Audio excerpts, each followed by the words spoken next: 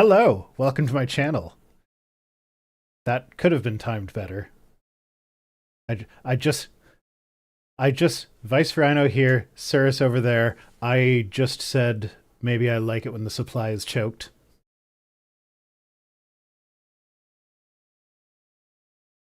Yeah, correct. Um, yeah. So, how's things over there? You've already told me some of your woes.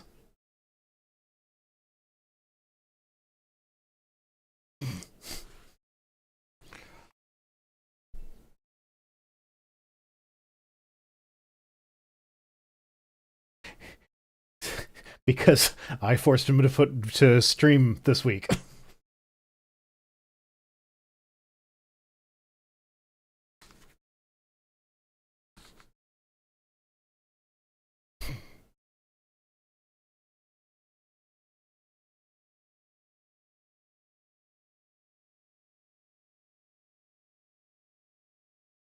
Oh, just a second. Nobody can hear you apparently. Because, yeah, okay. Routing. Oh, you know what? I have this neat little button on my thingy. Stream profile. Stream profile? Okay, no, it's...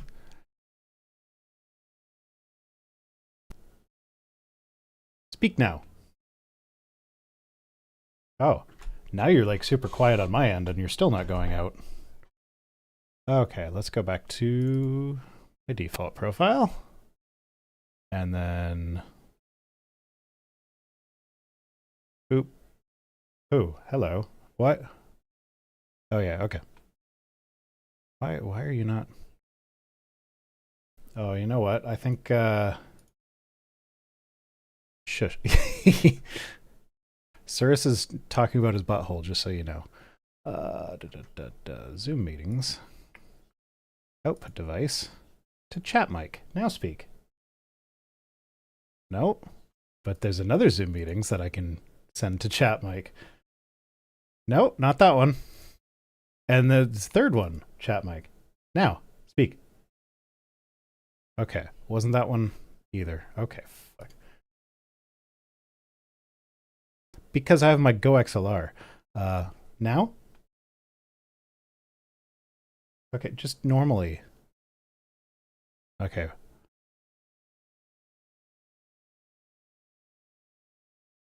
Okay, broadcast stream mix gets everything. Now speak. What the fuck?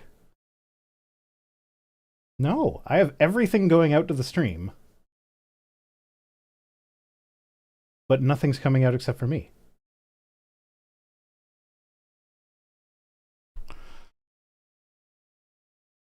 The fuck is going on here?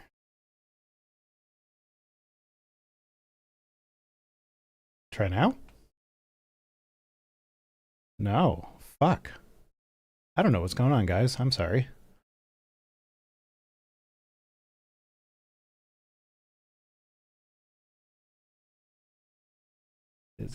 Progress only is asking, is it for both platforms? I mean, both platforms on my end.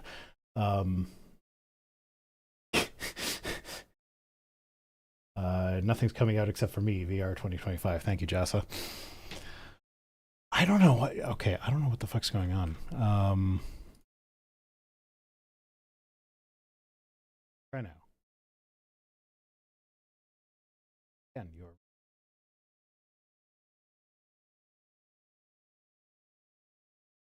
That should have fixed me. Oh, fuck. Okay, back to that one.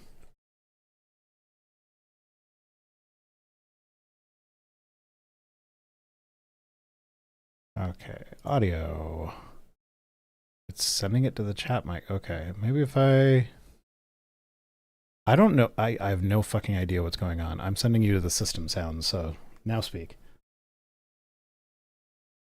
What the fuck?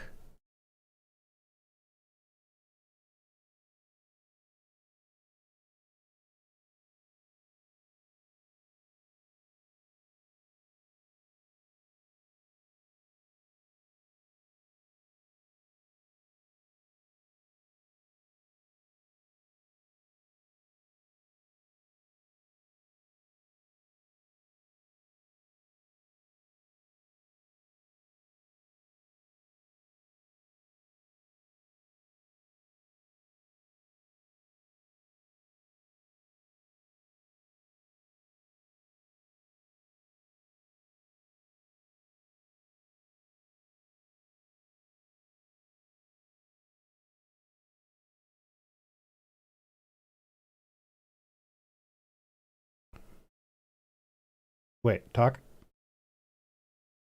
No, that didn't do it. Fuck.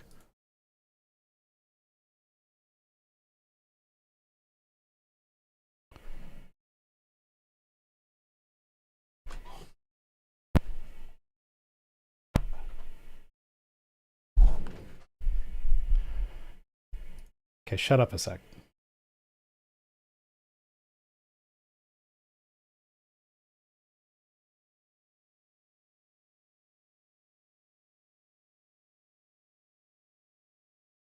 No, I don't want to cast.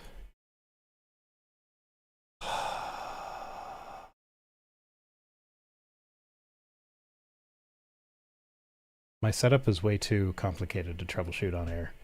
I don't understand why it's not coming through. Okay.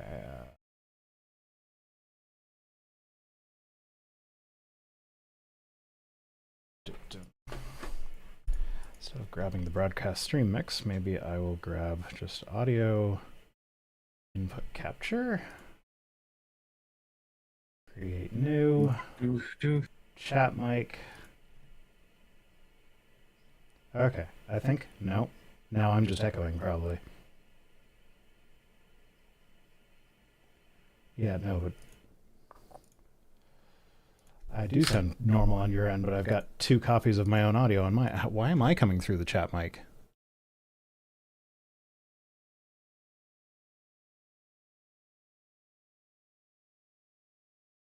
Don't cross the streams, it's bad. My God. Fucking A. Someone come follow me.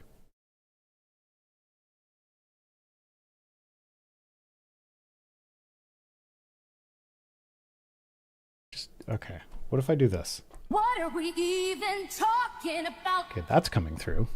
That's coming through. So, if I set your mic to be on the sample channel, now speak. Things and words. I think it's working. I don't know why that's working and the other thing is not working. No, the problem is not on Cirrus's end.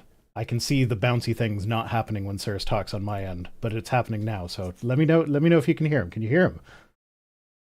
Words, things and stuff. My bouncy thing says you can hear him. Progress only says sounds. Is that a yes? Come on, I need clear answers. What is Cirrus even talking bingo. about? What does bingo mean? Yay. No, what does... Okay, Jasa. Thank you, Jasa, for a simple, clear yes. Is bingo not a simple, clear yes? No, maybe they just saw a dog named Bingo or something. They're like, oh, it's Bingo, my dog. What? I don't know. I am a simple man. I just need straightforward yeses and nos. Oh, so I debated doing this for a news topic, but Mark Fernkoff is bringing up Bluey. I don't know why, but there was a bunch of researchers did a scientific study on Bluey, and I just love it because, like, in the methods section of their paper, they're like, we watched all 150 episodes of all 3 seasons of Bluey, and we recorded da-da-da-da-da about it. And it's just like, okay, this reads to me like researchers who have kids and watch Bluey all the time, and we're like, hey, why don't I just make this my job? But anyway, they found that Bluey promotes and like helps kids learn about resilience. And like, okay, yeah, any parent who watches it could have told you that.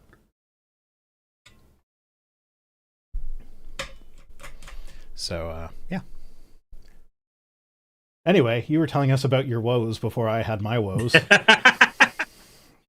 I guess I'll go through them quickly. So I've had the dental problems. So I got to have the fun experience of tartar. Well, what it was is tartar had gotten into my gums and had basically exposed nerves effectively and inflamed everything. So I got to have the fun feeling of them going through and ripping all of that out. And apparently, I did not know this, but when the cleaning has to be that bad, it's more expensive. I don't know why it's more expensive, but apparently they doubled the price. Technically, they quadrupled the price because they double the price of the cleaning and then they segment it into 2 different cleanings. I hate everything. So I also had a subathon, and I burnt myself out on the subathon because apparently trying to do more things on the subathon, like record yourself in the gym and everything, just actually means that you get even more tired. And I don't know how I didn't realize that was going to happen or be the case, but Fennec is asking how is tooth. Are you not answering that question now? So the right side of my mouth feels in pain, but not as much pain as before. It's a manageable amount of pain now. The left side is starting to hurt more, which means that the right side's pain was so bad that I couldn't feel what was on the left side. Now I'm starting to feel the left side because the right side's pain is diminishing. But I'm going back Friday for more cleaning. So this is going to be ongoing for a little bit. Anyway, so I'm not supposed to be streaming this week. Saki intervened on me trying to stream yesterday, and I am still doing so because I want to be on and hang out with Rhino because we haven't hung out in a while for a bit. So that's the thing that's happening, irrespective. Also, on top of everything, we had our water just go out again. You guys probably saw the YouTube short about that. I also had my equipment all break on me. My iPhone decided to become a danger pillow. It just started, just the inflatable battery of death was happening. So, also, we still don't have air conditioning. That's still a thing that is not fixed, and the repair guy that was working on the well was also the repair guy who's supposed to be working on the AC, and he said that, he has a part coming in, and he's going to take care of things once it's in, and then he just never came back, and I called him today, and it did one ring, and it immediately went to not. So I don't know if my AC is getting fixed. I have no clue what's going on here. I'm so tired. Anyway, I'm still trying to get caught up on work as well. Aspie says, time to switch to Android. No, and also if you understood how VTubing works, you would know that that's impossible. But I'm not trying to say that to be an asshole. It's literally the IR sense depth of field tracking that the iPhone have is required for what my model does.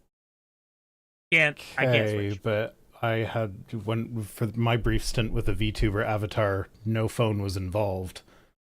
Right. And I promise you, if you looked at how my avatar moved before I had the proper equipment, it is night and day. Okay. So not impossible. Impossible for what I do. So is it...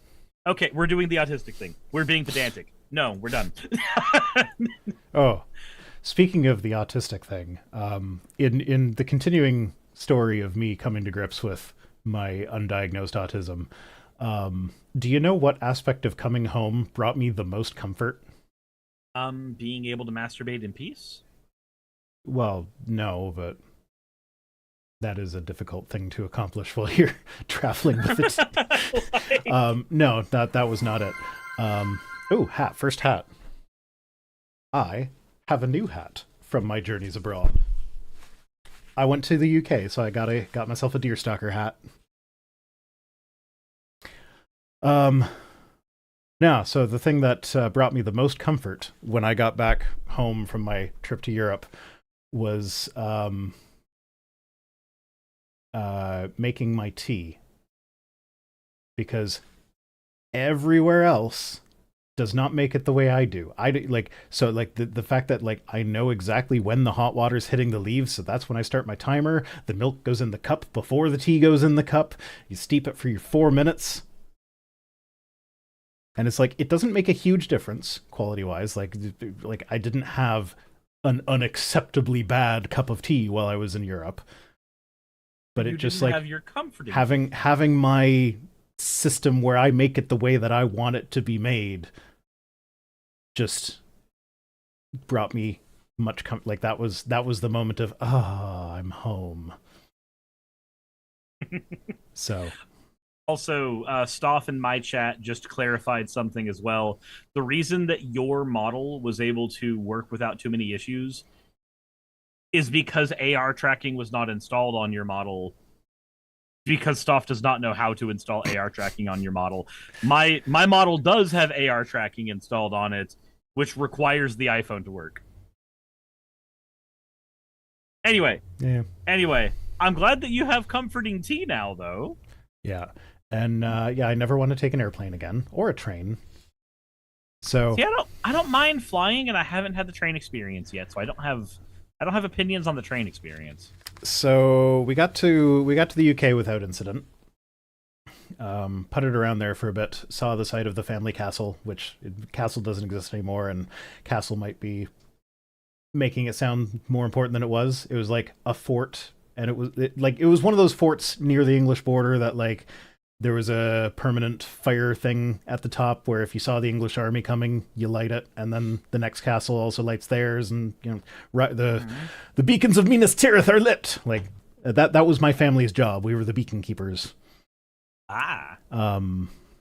And so there's a little cairn where our castle used to be, and the village that we ruled over is underwater now because they built a dam. So yeah, we got to the UK no problem. But then when we need to go to Berlin, and remember, Berlin is the one place on our trip where we have a specific, like, I already have an appointment set up to meet with the guy at the Queer Museum and have an interview with him. I already have that appointment set up. So that's the one thing that of all the trip, this is the one that I did not want to be messed up. And I was booking direct flights everywhere because, like, if you do an indirect flight, like if I'm a few hours late on a direct flight, I don't care. The meeting's the next day. I've got plenty of time there. My direct flight was canceled, and then the airline that I was with did not have any other flights the next day, and my meeting was the next day. So I'm like, I need to get there the next day. And so I booked a plane for the next day with another airliner that I still have to go back to the original one and claim that to get a refund for it. But there were no direct flights. So it was a connecting flight. We connected in Frankfurt. And our first flight was like an hour and a half late. And we only had, like, when we landed, from the time our plane landed till the next plane took off, we had half an hour. And because it was from the UK to Germany, we had to go through customs. So you had a half an hour to go through customs? How the fuck do you manage that? Yeah, so no, we got through, well, we actually got through customs with a little bit of time to spare, but we ran through the airport fast as we could. And like, we're looking for the gate. The gate's there. The plane is boarding now, so it might be able to catch it as long as the gate's close. Where was the gate? On the opposite fucking side of the whole goddamn airport. And if you've been to Frankfurt, it is not a small airport. Those corridors are like 2 kilometers long, and we had to run all the way down one to the main hub and then all the way down the other one to the far end where our gate was. And it wasn't until we were 90% of the way there that someone stopped us and was like, "Oh, are you going for this flight?" Yeah. I'm like, yeah, they've already shut the doors on that plane. The plane was still there. We were at the gate. The plane was still there, but the doors had just been shut, so we couldn't get on it. And thankfully, that company did have, like, this was Lufthansa. The first one was EasyJet, which is like the discount hop around Europe airliner. Lufthansa is more premium. They did have another flight that night that they got us on. So we did get in, but we were 33 hours late to Berlin. So we missed the whole entire so my plan, it actually kind of worked out well because it turned out the guy that I had the appointment with double booked me, so he had to reschedule for the next day. I was like, yeah, no, sure, yeah, we can reschedule for the next day. I am flexible. But like, my plan was we were going to get to Berlin. I was going to do the interview, and so I wanted to do some on-location shooting, and I had the script written up. But I'm like, depending on what he says in the interview, I might want to change some stuff. So like, I was going to do the interview first, and then go to the locations to do the shooting. But because of the way this worked out, we had to do the location shoots first and then do the interview. Thankfully, though, I guess I did. I guess I nailed it with the research because like everything I said is going to segue in perfectly with everything he said. Mm-hmm. So that turned out nice. That's pleasant. Yeah, flight from Berlin to Italy was uneventful. Got there no problem. Italy to then we went from Italy to London. So we kind of did a circuit because it was cheaper to book a return flight from Glasgow than to book a one-way to Glasgow and then return from Italy. So we're like, okay, well, as long as we're doing that, then what ended up happening was there was no direct flight to Glasgow. So we're like, okay, we're going to fly to London, then we can spend one day in London and take the train to Glasgow. It's like, okay. Yeah. So it's like, yeah, we get a day in London. We got to go see a play in Shakespeare's Globe, and you know, we hopped on one of those hop on hop off tour buses, and just kind of like we did so much walking on this tour that like having a bus where it's like, okay, no, we can just sit on this bus for a couple hours and listen to their audio track that's playing. So that was nice for me, the old man. But then so the next day we're taking the train to Glasgow. We get on the train, no problem. It's traveling for like half an hour. It's a I think it's a 5-hour train ride. Mm-hmm. And again, direct, no changing trains. I just want to sit here in my seat all the way. Half hour in, they just stop the train. We're like, yeah, there's been a fatality on the tracks up ahead. We have to wait for the authorities to clean it up. Okay. So we sat there, not moving, for 2 hours. And I'm sitting there like, okay, you know what? We still have, like, our flight's not till tomorrow. I was planning on, like, you know, spending the afternoon exploring Glasgow or whatever. So, like, we just don't get to explore Glasgow. We just check into our hotel, like, fine, whatever. So then they, train starts moving after 2 hours. Mm-hmm. And then, after about another half hour on the train, we notice that the board on the train says that all the stops except for the next 3 are canceled. Yep. Like, what the fuck does that mean? And I'm sitting there panicking because I've never dealt with a canceled train before. Like, what happens? Do I get, like, how regular is this train service? Do I just get off and hop on the next one? What is going on here? They're not explaining anything over the PA. There was nothing on the fucking website. It was... Because it really expects you to be somebody who knows what's going to happen here. Yeah, because most of the people on the train, they take the train all the time. They know they know what's happening when the train cancels. But me, I'm like, I have no fucking clue. So I'm panicking. Like, I don't know what to do. Like, I'm Googling, like, car rental places in the next stop to see if I can just rent a car and drive to Glasgow. But then eventually they tell us, like, okay, no, if you're going to Glasgow, your connecting train is on platform 7 or whatever. So we get there, get to platform 7, hop on the train. And we're like, okay, good. This one's overcrowded because it's now got twice as many people on it as should have been on it. But fine, whatever. We found a seat. We got on fairly early. We found seats, and we're good. We're good. Okay. Look up at the board. Everything after the next 3 stops is canceled. What the fuck? So yeah, that second train got canceled. So we get off, and they're telling us, like, okay, there are no more trains to Glasgow, so get on the train to Edinburgh for your next thing. I'm like, Edinburgh is an hour and a half drive away from Glasgow. And we're still, like, if I were to have rented a car there, we're still like 3 hours away from Glasgow. So I'm just like, I don't want to get on a train, go to Edinburgh, then have to rent a car and go to Glasgow. Like, I'm just going to rent a car here. Did you see the White Council while you were in Edinburgh? No, I did not. Okay. So yeah, no, then what ended up happening was, as we were like puttering around the station debating what, like, we missed the train to Edinburgh because like there was a different company's train was going to Glasgow, and at this point all of the trains were so delayed that everybody was just like, we're just going to take everybody's tickets. It doesn't matter what company you booked with, you can get on any train.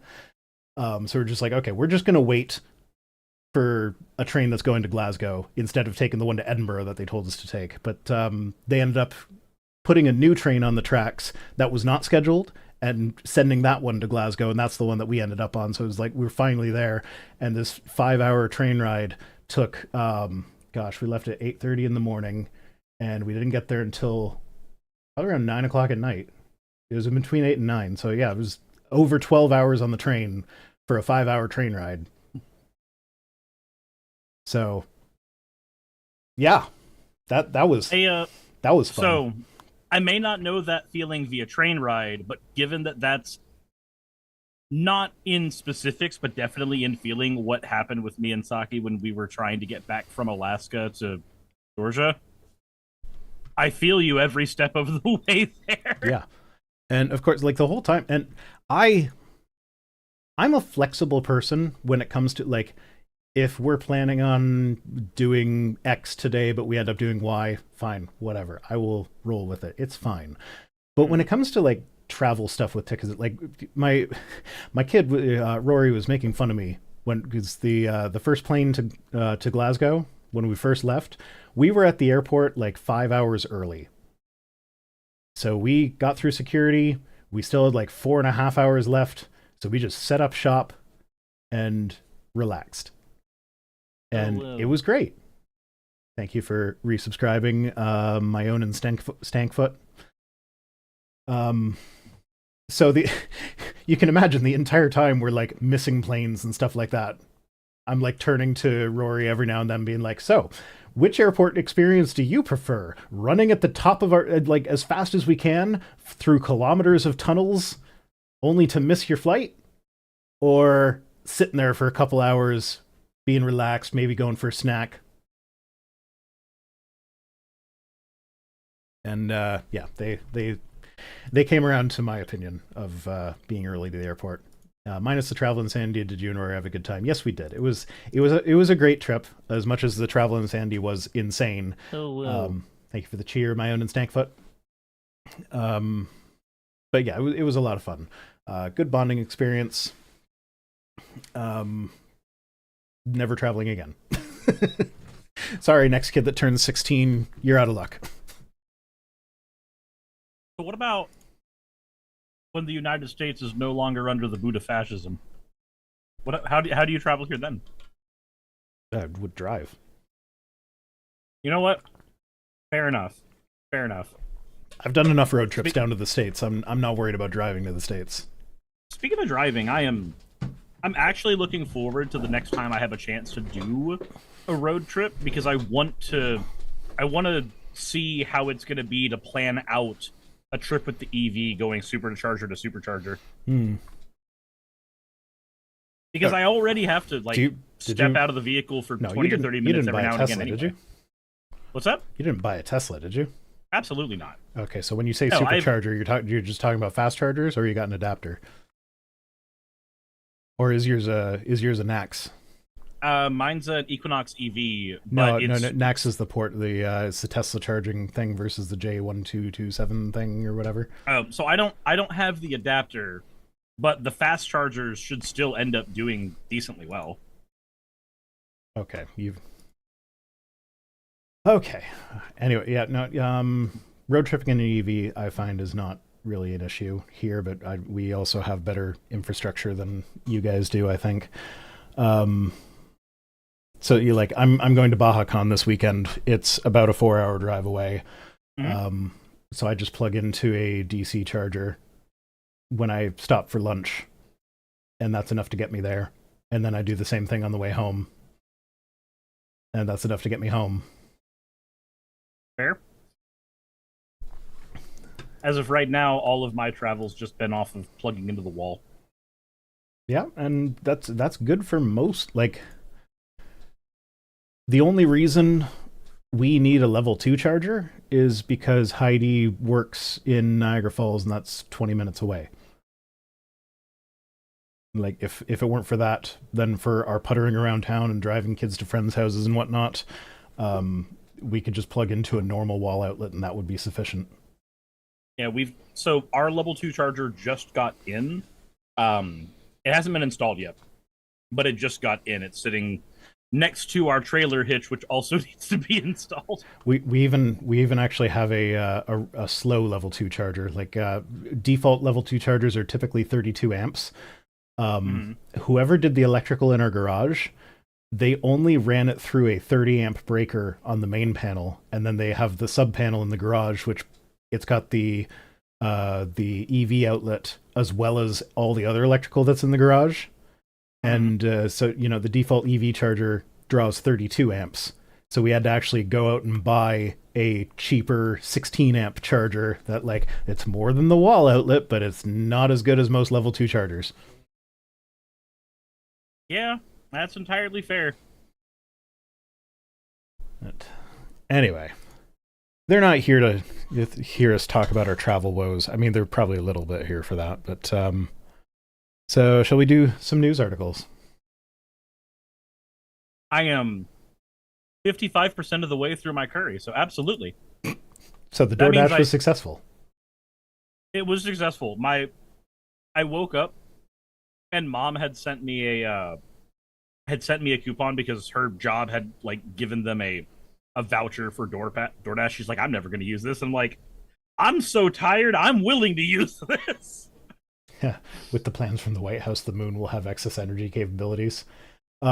So here's the thing: people are making fun about nuclear on the moon, but the thing is, if you are actually going to set up a base with people living on it somewhere other than on Earth, nuclear is the option that makes the most sense. So, like, just saying nuclear on the moon is not as crazy as people are making it out to be. Now, I'm sure I haven't looked into this story. I'm sure, coming from Sean Duffy, he's just said a bunch of idiotic things that are idiotic because it's fucking Sean Duffy.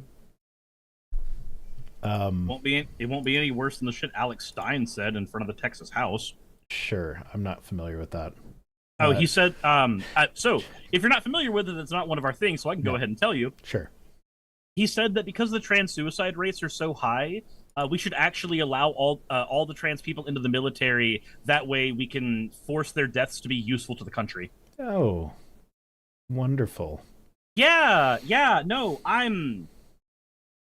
I feel like if he died on the road tomorrow, the world would be a better place, but that's just me. Mm-hmm.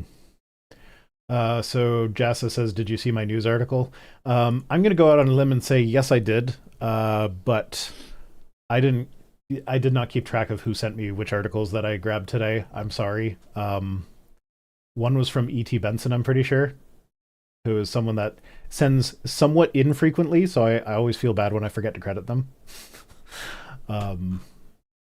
But yeah, no, because we've been off for so long, I had so many emails that I hadn't read yet. First one is one that I found myself, though, and by I find myself, I mean I watched Linus Tech Tips and they covered it, and I thought it was hilarious, so I thought I'd cover it, and that's our title article today. Copyright lawsuit accuses Meta of pirating adult films for AI training. That is way funnier than it needs to be. For that.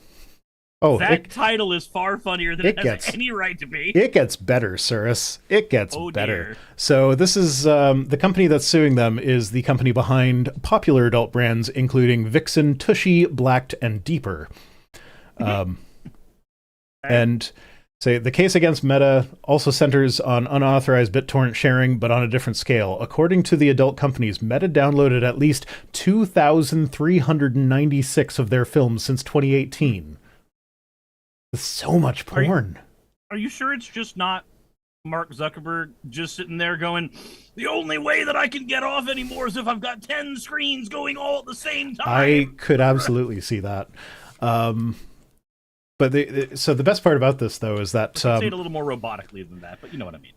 So the thing that makes, in my mind, the thing that makes them likely to succeed in this lawsuit is unfortunately nothing to do with AI. I wish they could just succeed on that. But they didn't just download the episodes. They downloaded it using BitTorrent. And then because the client they were using, it gives you a bonus. It gives you faster download speeds if you seed. Mm-hmm. They seeded them. So they didn't just download them. They shared them with everybody. They enabled other people to download them. They were distributing the software. Yes, they were distributing it, but they were distributing the videos as well. Yeah. So for those of you who aren't familiar with torrenting, seeding, it's peer-to-peer thing. So you're not downloading from a central server. You're downloading from other people's computers. And seeding is when you finish your download, you then leave it available for other people to download from you, even though you don't need it anymore. So that's you are providing the file for other people to download from you. And this is why torrenting kind of media companies don't like torrents, but they've had a hard time doing anything about it because it's decentralized. Nobody. Yeah, who do you prosecute? Yeah, and there are legitimate reasons to torrent things. Like for some reason the internet still has not really cracked the nut of sharing large files. I don't know how we've gotten to the point we are today with that not being just an easy thing to do, but if you know how to make a file a torrent, you can just like send someone a torrent file, they can just download it from you. Mm-hmm. And that's much easier. And like Google Docs your Google Drive is ridiculous for that. Like Piper and I used to share our files with Google Drive, but it's just such a pain in the ass the way it handles multiple files. Mm-hmm. So I ended up just setting up a VPN on my server and was like, okay, Piper, just log into my server and download it directly from there. And it was a bit of a pain in the butt to set up, but so much better than Google Drive.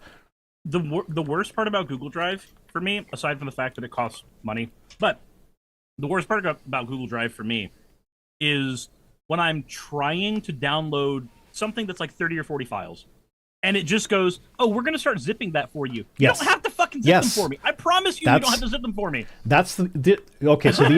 So my issue there is that not only would it be like, hey, I'm going to zip all these for you, because like it takes 5 years to do it. I don't want it to do that, but like whatever, I can tolerate that. But what would happen to me is because my videos are so large, file size wise, that when I'm downloading the files that Piper's given me, it'll say like, hey, we're zipping it for you. And then it'll give me a zipped folder with like a couple of pictures in it, but then it'll make me download the video files individually anyway. Mm-hmm.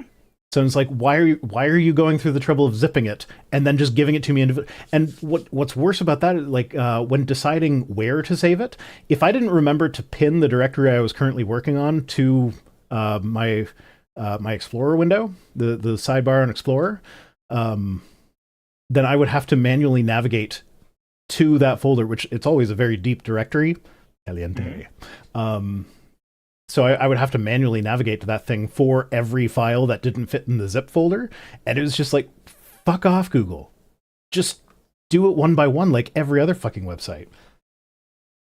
Yeah, I was recently trying to download the songs from Stream Beats. Harris Heller's a content creator who makes a bunch of royalty-free music for creators to use.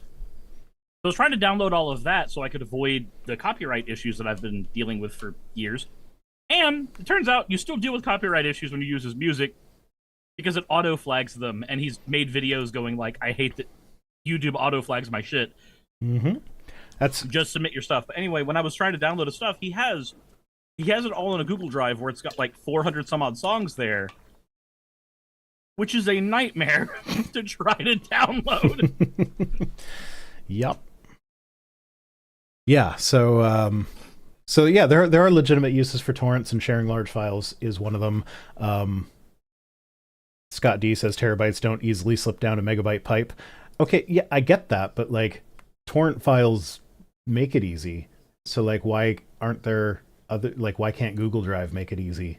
Like the reason that torrent files work as well as they do is because you're grabbing tiny bytes of data from 100 or 200 different users, and then your computer basically has a batch file that says, this is how I assemble it into something I can read.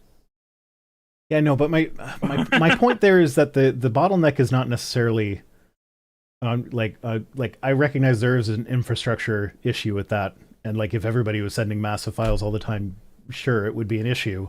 But we already do. But like, the torrents exist. We already do that. The torrents exist. Like I can upload an 8 gigabyte file to YouTube in seconds. How come I can't email an 8 gigabyte file to one person? Because then that 8 gigabyte file is then after my 8 seconds of uploading it is then going to be streamed to thousands of people simultaneously. But I can't send one 8 gigabyte file to one person? Thank you for the hydrate. Like, without having to fiddle around with torrenting stuff. Anyway, this topic has moved on from what we were originally talking about. It has evolved. Okay, thanks for the hats. Off with the deerstalker, on with the ADHD. I am 80% of the way done with my curry, thanks to this. Yeah. Heidi had curry for dinner that she didn't like, so I got to finish it. What kind of curry? It was just a butter chicken, but it wasn't very good. Oh, that's saddening. See, I have Mossaman curry right now, so I wasn't craving Indian, I was craving Thai food. Well, it had too much of the I think it's cumin, the seasoning that gives curry its curryness flavor. Mm-hmm. So it had too much of that in it. And also, there's one restaurant in Toronto called Little India that does a really, really fucking amazing butter chicken. So every other butter chicken is kind of crap by comparison. Well, at some point, whenever I come to visit you up there, I'll have to give it a shot. Yeah. And that's the Indian restaurant that when you go into it, the only people aside from me and my partner are a bunch of Indian people. So it's like, okay, that means it's the good one, right? Mm-hmm. I would say turmeric is the biggest spice in Indian curry. Sure. I don't know which one it is. It's the one that gives the distinct curry quality. I made Mossaman curry at home a few days ago, and while it still tasted really, really good, it wasn't as good as the stuff that I get from the restaurant, so I was very happy with this today. Oh, Jamanian says, because email is an ancient protocol with lots of legacy issues tied to it. I know. My point wasn't that I want to do it with email. My point was that it should be easy. Like, easier than it is. And like even like Google Drive is supposedly a service that would solve that for us, but as we already discussed, it is a pain. It's more of a pain than it's worth. Mm-hmm. Anyway, moving on. I want to hear Trump being racist. Because Trump's a racist. Do I want to hear him being racist? Well, I don't have audio no. clips, so no, we're not doing that. Oh. So Trump on undocumented workers. Why did you blue ball me? I'm sorry. Yeah. So Trump on undocumented workers. These people do farm labor naturally. What does natural... Richard Dawkins is the worst person on the entire fucking planet, I swear to God. So if you guys want to know how I'm bridging that particular gap, I would like to know that. I can see a potential pattern, but I'm... Remember when he was talking about how eugenics could be used to breed better laborers, and if it weren't for all the social stigma about it, we actually could do... that. Do remember him being somewhat pro-eugenics. I don't remember him saying breed better laborers. So and there's a part of me that wants to be like, there's no way he said it that way, but then I'm like, oh, but he said I can't condemn mild pedophilia, so maybe he would say it that way. Oh, no, Doremo 10, he's not calling for the deaths of innocent black men. He's complaining that black people are too lazy to work on farms. Is what we get to. So let's ignore Dawkins for now. I see how you got there. So Trump's been coming under some heat for taking away all the farm workers because ICE will just show up at a farm and be like, "You're brown, get in the van." And yeah, that's how they end up detaining a bunch of citizens or legal immigrants or anything, and then they just grab them. Remember when I think it was Homan and a few others have actually like basically said that, yeah, some U.S. citizens are going to be caught up in this, even if they don't deserve it. It's like, I feel like nobody deserves it. An amount of people larger than zero is enough of a reason for me to not be super thrilled about this. Same with the death penalty. Like, you are going to, if you have the death penalty, because the legal system is not perfect, you will, at least occasionally, execute innocent people. Therefore, don't have the death penalty. I have another argument against the death penalty. If I am not allowed the right to eliminate the life of a state-appointed officer, then why should a state-appointed officer have the right to eliminate my life? We have a tweet for that. That's later. I'm excited to see how that goes later. I actually rather like the idea of if you are going to have the death penalty, you should make it so that if it later comes out that the person that got executed was innocent, then the prosecutor of that case who requested the death penalty now gets the death penalty. I'm okay with that. Actually okay with that. You will, like, prosecutors will just stop asking for the death penalty because what if they're innocent? What if it comes out later that they're innocent? And then I get executed for that? No way. So I'm just not going to ask for it. So I think that would be a really good way of getting rid of the death penalty functionally, even while still having the death penalty. But anyway, we're off topic. That's back to Trump's racism. So when talking about how the farmers are having a hard time finding labor right now, he said, I think this is actually a post on True Social, but I don't. No, this might actually be a quote. He did post something like this to Truth Social. I'm just not sure whether this is that version. He said, in some cases, we're sending migrants back to their country with a pass back in legally. We can't let our farmers not have anybody. These are people that you can't replace them very easily. You know, people that live their lives in the inner city are not doing that work. They're just not doing that work. And they've tried. We've tried. Everybody tried. They don't do it. When you say the people in the inner city aren't doing that work, you're just talking about black people. Yeah, he's saying black people don't farm. He wants to get black people on the farm, but black people won't farm, and we've tried, but we don't do it. But the brown people, they do it naturally. And when he was asked about this, he doubled down. He said, what happens if they get it? So I said to, my God, this has to be a transcript of him talking because it's so goddamn nonsensical, like even worse than his writing.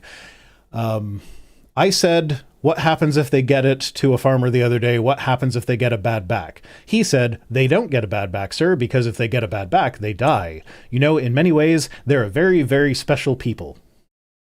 So you're just talking about them like they're fucking racehorses. Yeah, he thinks Hispanic people are genetically better at farming. They're genetically predisposed to farm. And black people, the inner city people, oh, you can't get them to work out on the farm. I think he's never been to a farming community that is like, not that this point even needs rebutting, but like, do you know how many black people work on the farms out here where I am? Do you know how many black people historically worked on farms that fixed literally fixed up our entire economy? You know how the South had money? Big event about it. Yeah. No, it's I mean, maybe that's what he's referring to when he says, "And they tried, we've tried, everybody tried." We tried to get the black people to work, but then they fought a war to not have to work on the farms. Maybe that's what he's referring to. I don't know. Oh, darn. Those people wanted to be treated like people. How dare they? Anyway. Oh, this is his rant on the roof. This is his roof rant. Okay. I did see him post something like this on True Social, but this, I guess, is the roof rant. What the hell? Wait, did you not see the roof rant? I've been not fully plugged in for obvious reasons. I've seen nothing but the pictures of Trump on the roof. What the hell is going on with that? He just walked up on the roof and he started yelling down at the reporters. And then I think it was Aaron Rupar. He posted a video of him doing that. And he said, "Don't jump, sir." So I retweeted that and was like, counterpoint, do. Just take that bit from the ASDF movie. No, don't jump. Grabs camera, sets it up. Okay, jump now.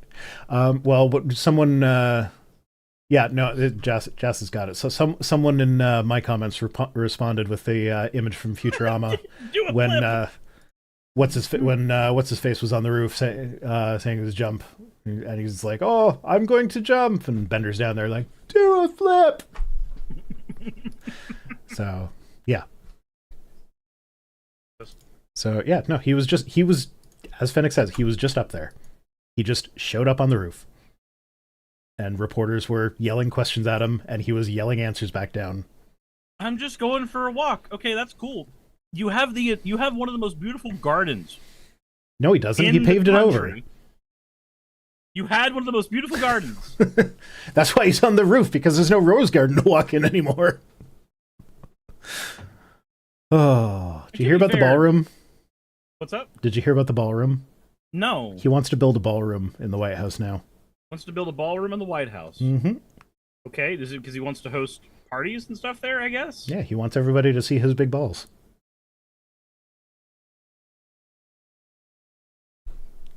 Come on, give me a pity groan at least. I'm not lying though. He really did say that he wants to build a ballroom. So like I'm not actually opposed. No, I'm not like, former presidents have built bowling alleys in there, so it's like this is not unprecedented. But the fact that he ruined the rose garden. Like I'm okay with a ballroom. It makes sense, especially considering this is not a dig at Trump. I'm willing to dig at Trump, obviously. This one's not a dig at Trump. Somebody like Trump, who exists in media, that is like his existence has been in media for so long, the idea of him being the one that puts a ballroom into the White House makes perfect sense, because he would be the one to do that. He would be the one to say, I want to host the best parties. I want to bring everybody together there. That's what I want to do. Like that makes sense with who he is, and it's not even a bad thing. No, This one's not even a bad thing. As far as Trump ideas go, that's probably one of the least harmful. Yeah, this one's fine. It's still funny that that's a thing that he's fixated on, and it's especially funny because like I think the estimate I saw was somewhere around 200 million to build the ballroom, and it's like they're so. Like they claim to be against government waste, and we all know they're hypocrites about it, but you still got to point it out every time they do it. So it's like, you say we can't have, $5 million for cancer research, but it's okay to spend $200 million on a ballroom? Like, I mean, I can't spend $35 on a ribeye, but I'll spend $28 on a Magic the Gathering pre-con. Oh, yeah, that's another thing. Don't travel with Magic the Gathering decks. Our bags got flagged by security every single fucking time, and the Magic decks were the cause of it at least 2 or 3 times. God damn it, Lenari! It's supposed to be my day off. I'm not supposed to be dealing with your fucking uwoos today. I'm supposed to have... Fine. Uwoo. There, you got your thing. Kind of twice. Because you said fucking uwoos. I wasn't expecting you to actually give it after that. Don't talk to me in my Magic the Gathering collection ever again. You said don't travel with Magic cards. Don't travel with Magic cards, because they got flagged by security. See, I've only ever had the experience once of my cards like flagging security, but it was because I was traveling with Yu-Gi-Oh cards and I had them in metal tins at the time. We didn't have a whole lot of like super special deck boxes or anything back when I was a kid, so when I was traveling with them, that's what I had, and they were just like, why do you have all these metal bricks in your bag, little child? Yeah, no, funny thing is, like, I've smuggled my toothpaste in no problem. The toothpaste was fine, because like I as we all know, I hate mint, so I have my toothpaste that I like to use, and so I'm like, I am trying to bring this on the plane. Worst case scenario, they throw it out, and I'm gonna have to find toothpaste. Would you like some of the special medicated toothpaste I've been having to have while my teeth are being treated? Nope. Good, because it's still mint. I like my watermelon toothpaste, thank you. But yeah, no, that made it through security, no problem. But yeah, no, every single time we went through security, at least 2 of our bags got flagged for extra searching, which was extra frustrating when we were trying to rush through the gigantic airport in less than half an hour. Sir, why are you trying to smuggle this deck of cards containing the dark powers of Sauron, the Lord of the Rings? What's wrong with you? My favorite was one of the airports. When leaving the hotel, I just got lazy. And so I stuffed all of the like cables and everything for my camera just in the backpack loose. And then they got it in the x-ray machine. They showed me the x-ray. It looked like a bomb. So like, of course they pulled it aside and was like, what is all this? I'm like, oh, yeah. Liz Chris, why? Why? Oh, whoa. There, get it. Yeah. Fucking Piper's putting all of these down in a tome somewhere. Stop. Oh yeah, Piper's working on a thing. Ah. And y'all are gonna love the thing that Piper's working on. Cyrus is gonna like it too. He's just gonna pretend to hate it. Okay, so I do have one thing to ask you, Rhino. Have you seen my new channel trailer? No, I have not. Okay, after this, Is it an after Ooh this compilation? topic, after this topic, I need to throw it at you so I can get your reaction to it. I don't know if I'm going to be able to make people hear it because my computer audio is being stupid. Well, I don't have any words Anyway, for you. this topic is done. We're moving on. Well, this topic is done, then I can send it to you. It's going to be over on YouTube. Cut. That's going to make my life way easier. Wait, you're sending me a large file? No, it's a video. It's attached to my Twitch and my YouTube channels. Oh, I don't have WhatsApp on my computer. After Next I news reset article. Well, Cyrus figures that the fuck out. Homeland Wait Security. a minute, I have an easy way to do this. I can just go over to your YouTube channel. Hello? Okay, my YouTube channel. Yeah, Watering Hole. I can just go over to trailer? Watering Hole. I mean, unless you want to call it our YouTube channel, comrade. Oh, you mean Like, just throw it in the chat? Okay, yeah. Yeah. Oh, Piper's in the chat with a little demon. Cyrus, you got another death of death. What the fuck is wrong with each and every one of you? Jesus Christ! Your parents did not do enough to prevent you from doing bad things as adults. Hello. Everybody hug your kids, or they might turn into the kind of people that redeem oohs on Twitch. Yeah, exactly.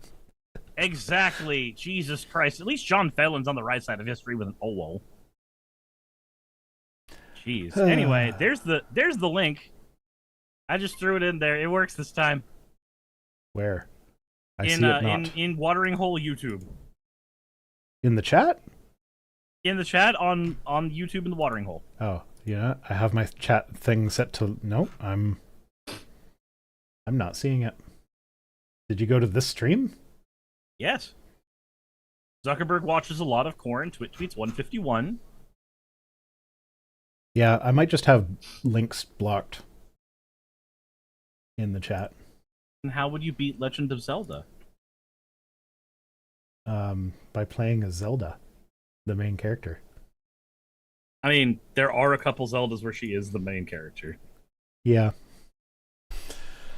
Okay, so Homeland Security removes age limits for ICE recruits to boost hiring for Trump deportations. Why do they need to be doing that? They want old people now. Okay. And Mark Fernkopf says Erica Gutsick Gibbons' Ooh Monday Night on the Line was far superior to any of Cyrus's. All right, good for her. Ravi, thank you for being on the right-ish side of history with an ow, wow, wow, wow, wow, wow, wow, wow, wow, wow. That one. Those words. Anyway, I'm done with... Okay, you guys, I'm not going to keep letting you guys storm me with redeems in the middle of this. Stop! But it's funny. So currently, ICE applicants must be 21 years old and no older than 37 or 40, depending on what position they're applying for. But if you get them younger, they're stupider. Yeah. I think that's what they want. No, they're lowering it down to 18 is when they can sign up. And I think... Did they also let the old people in? No, that might have just been an assumption on my part. Yeah, no, it's just the lower age limit. They're letting kids join now instead of waiting until you're 21, which is still a kid. 21 is still a kid.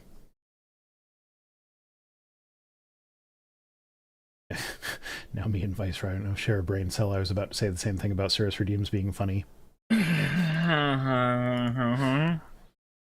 Yeah. So, yeah, ICE wants your children in more ways than one. Hide your kids, hide your wife. Honestly, okay, so if you have, I'm just gonna say this. If you, as a parent, have a child that goes to join ICE at the ripe old age of 18, you have failed as a parent. And also, your child needs to go back to the child factory. It's defective. Yeah, I agree. And yeah, no, I think, and there's a reason military promotes recruitment among like they don't really want you after you turn 25. They aim all the recruitment stuff at younger than 25. They want you to be moldable. That's because the decision making part of your brain is not done growing yet. And so they like it's easier to it's easier to push people into a mindset where they blindly follow orders and are willing to die for their country before they've grown the proper decision making parts of their brain. And it's like that's one of those things where like I look back on historic wars now where like in feudal systems where the lord would have his peasants fighting, and like I get it. On the one hand, if you don't go fight for your lord, you're probably just going to get killed. But like on the other hand, like I have no idea if this is the way it actually was, but the way it's depicted in movies is that like they have this loyalty to their lord and this pride for fighting for this guy or whatever. And I'm just like, why though? The only thing he does is take your shit from you. Like, why are you proud to be his peasant? And like, I don't know if that's how they actually felt, historically speaking, but that is the way it's portrayed in movies a lot. My lord, like and even, not even movies, like even Shakespeare. Take what is it, Richard V? The speech on St. Crispin's Day, where he like gives a speech to the troops to rile them up and get them proud to be fighting here. And it's a very moving speech, but it's like looking at that from a detached perspective, I'm like, yeah, no, I'd rather be one of the guys back home without the battle scars who just didn't die for some random king in the first place. Like, I just want to grow my crops and feed my family. Yeah. Yeah, Jassa says, such a good speech. Yes, it is a good speech, but at least they had the longbows. Correct. That was the one that they won because the French were like, no, knights are still the best, right? And then the peasants with their sticks and strings were just like, yeah, but I can make him fall over from way back here.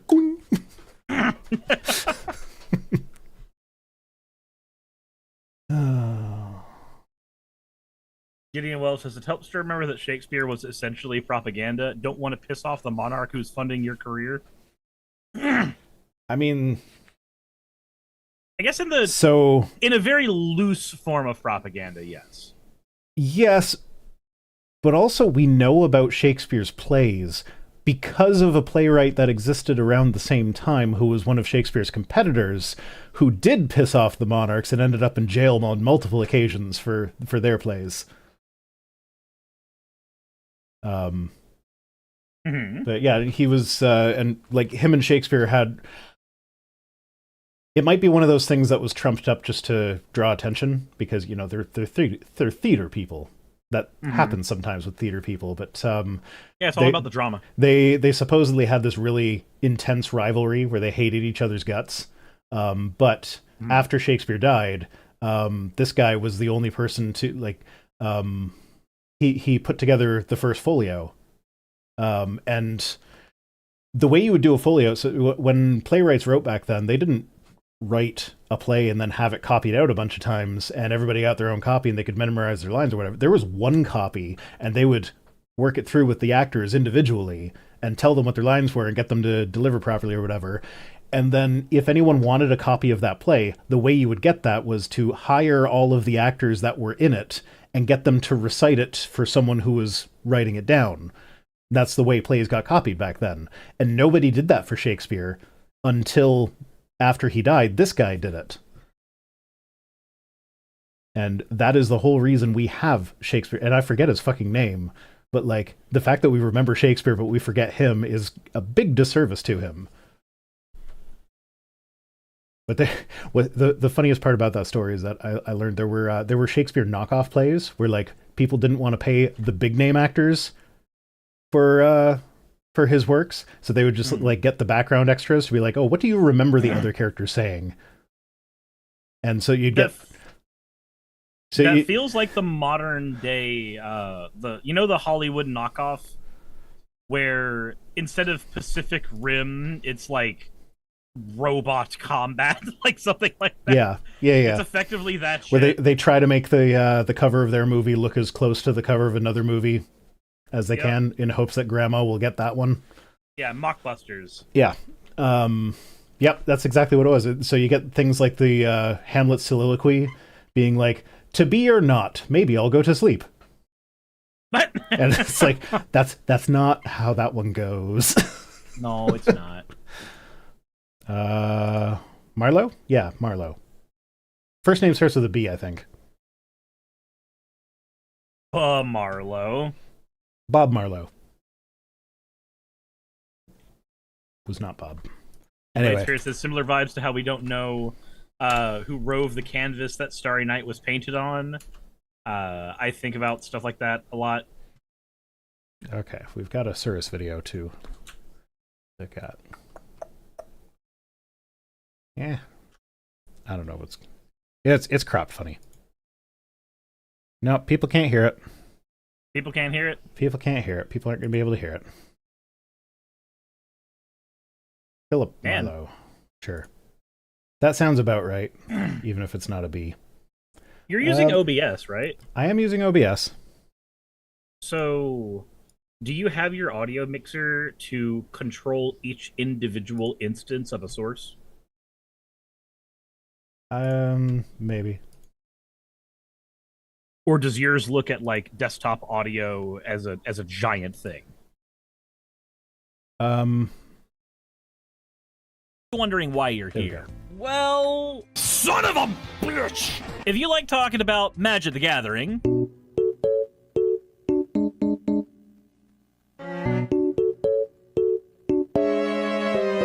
please don't Boring speed talk about what happened in the comment section about politics. Threesome with Marjorie Taylor Greene. Or I came back at the wrong time. What the fuck? Or if you just want to watch me suffer, fine. Phantom Rem dropping 50,000 channel points on making me fucking elbow. My God, I hate the current internet. Why is it like this? Then you've probably come to the right place. And you know what? You might as well hit follow. That way I can drag you to my own personal hell. If I'm going to suffer, you have to as well. Yes, apparently I can commit self-cest on myself as per fan art because there's porn of me on the internet. This is not a position I ever thought I was going Okay, there we go. I watched it. You've watched the channel trailer. I made it in your channel trailer. I'm famous. Okay. Anyway, yeah, so no more to say about Homeland Security removing age limits for ICE at 4 times speed. It was only 2 times speed. What are you talking about? You know how often, since YouTube has introduced the higher than 2 times speed, how often I've accidentally gone way too fast on something and been like, oh shit, I just missed all of what they said. Because I watch everything on 2 times speed, but 2.5 times is a bit too fast, usually. Unless you find someone that... I am glad they have it, because there are the occasional people that talk really slowly. Welcome to my channel. It's usually when I'm trying to figure out how to do something in Premiere. And it's so painful. It's something where it's I just need to know what menu item does this thing. And a lot of times there will be a video that's 30 seconds long, and it just shows someone doing that, and that's great. But then there are the videos that are 10 minutes long, and it's so you want to know how to select all the clips from the same source in your timeline. Once upon a time I did, but not anymore, motherfucker. Yeah. Bye. And then they'll explain how to create a timeline, how to create a project, how to import your media. And it's no, I know how to do all that fucking shit. I just need to know that. This is a real example that I needed recently. You select one clip, and then in the I think it's in the edit menu, there's select all matching, and that's it. That was one that was so easy that when I found the 30-second video, the 30-second video was too long. Jesus. But yeah, there was a 10-minute video first that was all about creating everything from scratch. And it's no, I don't need... I am already familiar with all this shit. Okay, moving on. Great cover for increased pricing. CEOs say Trump's policies help them gouge customers. What? Yeah, so... that thing that's supposed to be not okay. Yeah, so this is... CEOs have said things this is all stuff that we knew would happen, but the CEOs there have been a couple that have actually come out and said Aaron Jadguf, that's too many consonants in a row, GDF How am I supposed to say that? Jagdfeld? GDF or DTD? I don't know. Maybe that's a down to die typo. these days. Maybe that's a typo. What? Someone's cat walked across the keyboard while they typed this person's name. It's really Johnson, but that's what the cat typed. So you yourself and your Johnson? Yeah, so he remarked in the regarding the report, even if we have metals that weren't impacted directly by tariffs, the indirect effects of tariffs is that it gives steel producers and the mills and other fabricators great cover for increased pricing in some cases. And then this is off. Yeah, the that's bottom not of a the screen, good thing. That's yeah. So Pool Corp not a good executives thing. told investors. So this is executives talking to investors because you know that's part of the capitalist hellscape that we live in. Is that at least in the States, it is a legal requirement that the board of directors of a company do everything they can to maximize profits for investors, not maximize quality for the consumers, not make the consumers' time good, like maximize profit for investors. That is why there's so much garbage slop that nobody wants. Like the reason AI is being forced into everything, even though nobody wants it for the most part, is because these companies have invested millions, if not billions of dollars into AI tech, and they haven't figured out what to do with it yet, but they have to find a way to maximize maximize the profits for the shareholders. So they say, oh yeah, see, we're using AI here and it's going to revolutionize everything, so stock price go up and you guys like me. That shit annoys the piss out of me because like there's uses for large language models.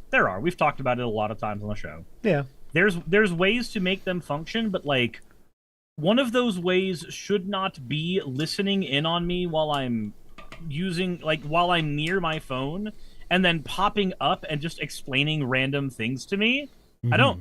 I don't fucking need that. Mm-hmm. I need less of whatever the fuck that is all the time in my life. Yeah, no, the reason I use DuckDuckGo primarily now is because Google does not let you turn off Gemini results. And DuckDuckGo used to be only pushed by fucking right-wingers for the most part on YouTube. Do you remember that? Yeah, I remember that. But they'd be like, because that's the one where they don't save your stuff, so you can search for your child porn on there. Or like, whatever. That used to be pushed only by fucking right-wingers who wanted to do shady shit. That's all it was. And now, like, oh no, you still want to end up using this because it lets you dodge the dumb shit that Google is trying to throw into everything. Like, if I'm gonna use a large language model, if I'm gonna have to use it for something, let it just be a thing that I go to something else and I click a button and I go through a handful of prompts so that there's a barrier between me and it, as opposed to it being in every fucking facet of my life, whether I like it or not. Yeah, so I do still go to Google for things that I need that are location-based. Because like DuckDuckGo, if I search for any business, it'll give me all the businesses in Buffalo before it gives me anything that's actually close to me, whereas Google is smart enough to know that, like, hey, Buffalo's in a different country from you, so maybe I'll give you the ones in Fort Erie. So I do still use Google for that, and it's also slightly better at, like, just pulling the phone number off of their website and putting it where I can see it immediately, which admittedly is one of the problems. So that, like, Google is trying to make their search engine a site that you do not leave, because the longer you are on there, the more money they are making and the less money other people are making. Because Google's primary business model is in advertising. Yeah. And the advertising business model will always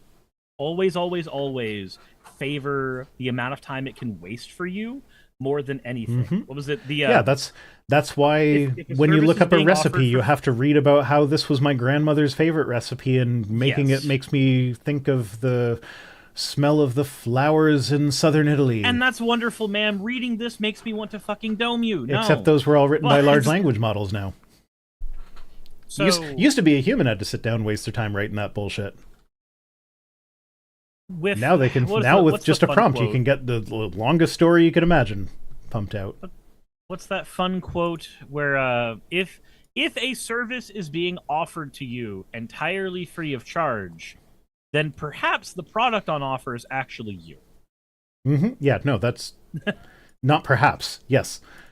Duct Tape Jape is saying, I got a new laptop at work and has a dedicated Copilot button in place of the right control. Except I work at a bank. The security is big there, so all AI systems, including Copilot, are currently blocked. Yeah. So, fun fact, those PCs that were marketed as Copilot PCs, I have one of them in the house. The reason we have it has nothing to do with AI. It's because the processors that are in them are super duper efficient, and so the battery lasts fucking forever. So the reason we got it process a language model. Yeah, but we don't do that. I don't think she's ever used the Copilot button on that. So thing. You just have a super strong computer. Yeah, no, it's just.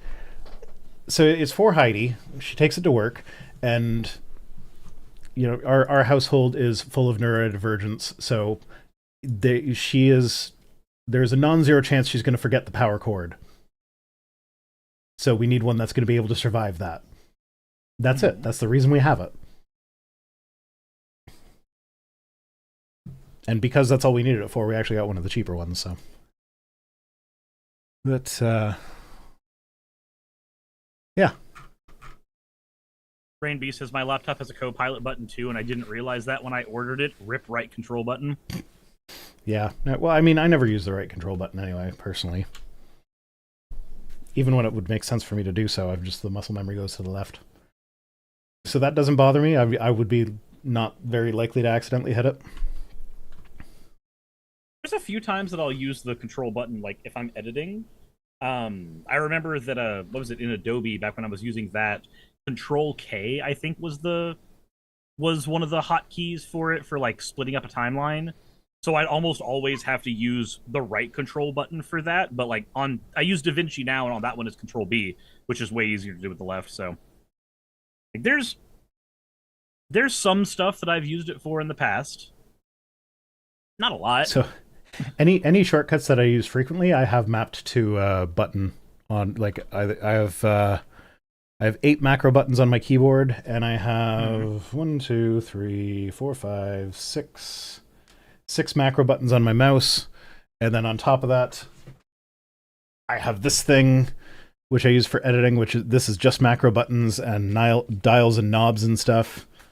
And so I spend so much time working on making my workflow more efficient that it actually, like, I don't know long term that it will actually work out to have saved me any time. It always will, though. Probably.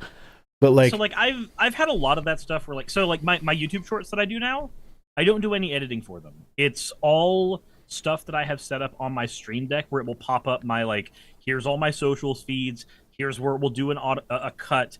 All of that stuff is set to just happen on my Stream Deck so that I don't have to spend time in the editing software afterwards. It took me a day to get it all set up and built, but I feel like it saved me a lot of time in the long run.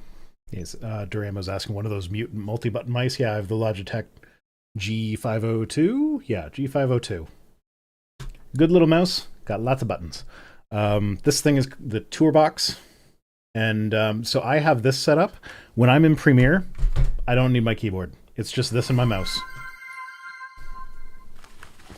And it's great. I love it. Like, I don't even do most of my editing anymore, but I still use this thing. I edit my Meathead Monday videos. Let's do Gary Hat. Thank you for the hat, Sean Helfen. So yeah, I edit the Meathead Monday videos myself, and I use my toolbox for it. And it's like, yeah, even the shortcuts that I like, Control S is double tap the side button, and that's how I save. So like, because it's either my hand's already here for all the stuff that I'm doing already. I could either move my hand, or I could just have a button there.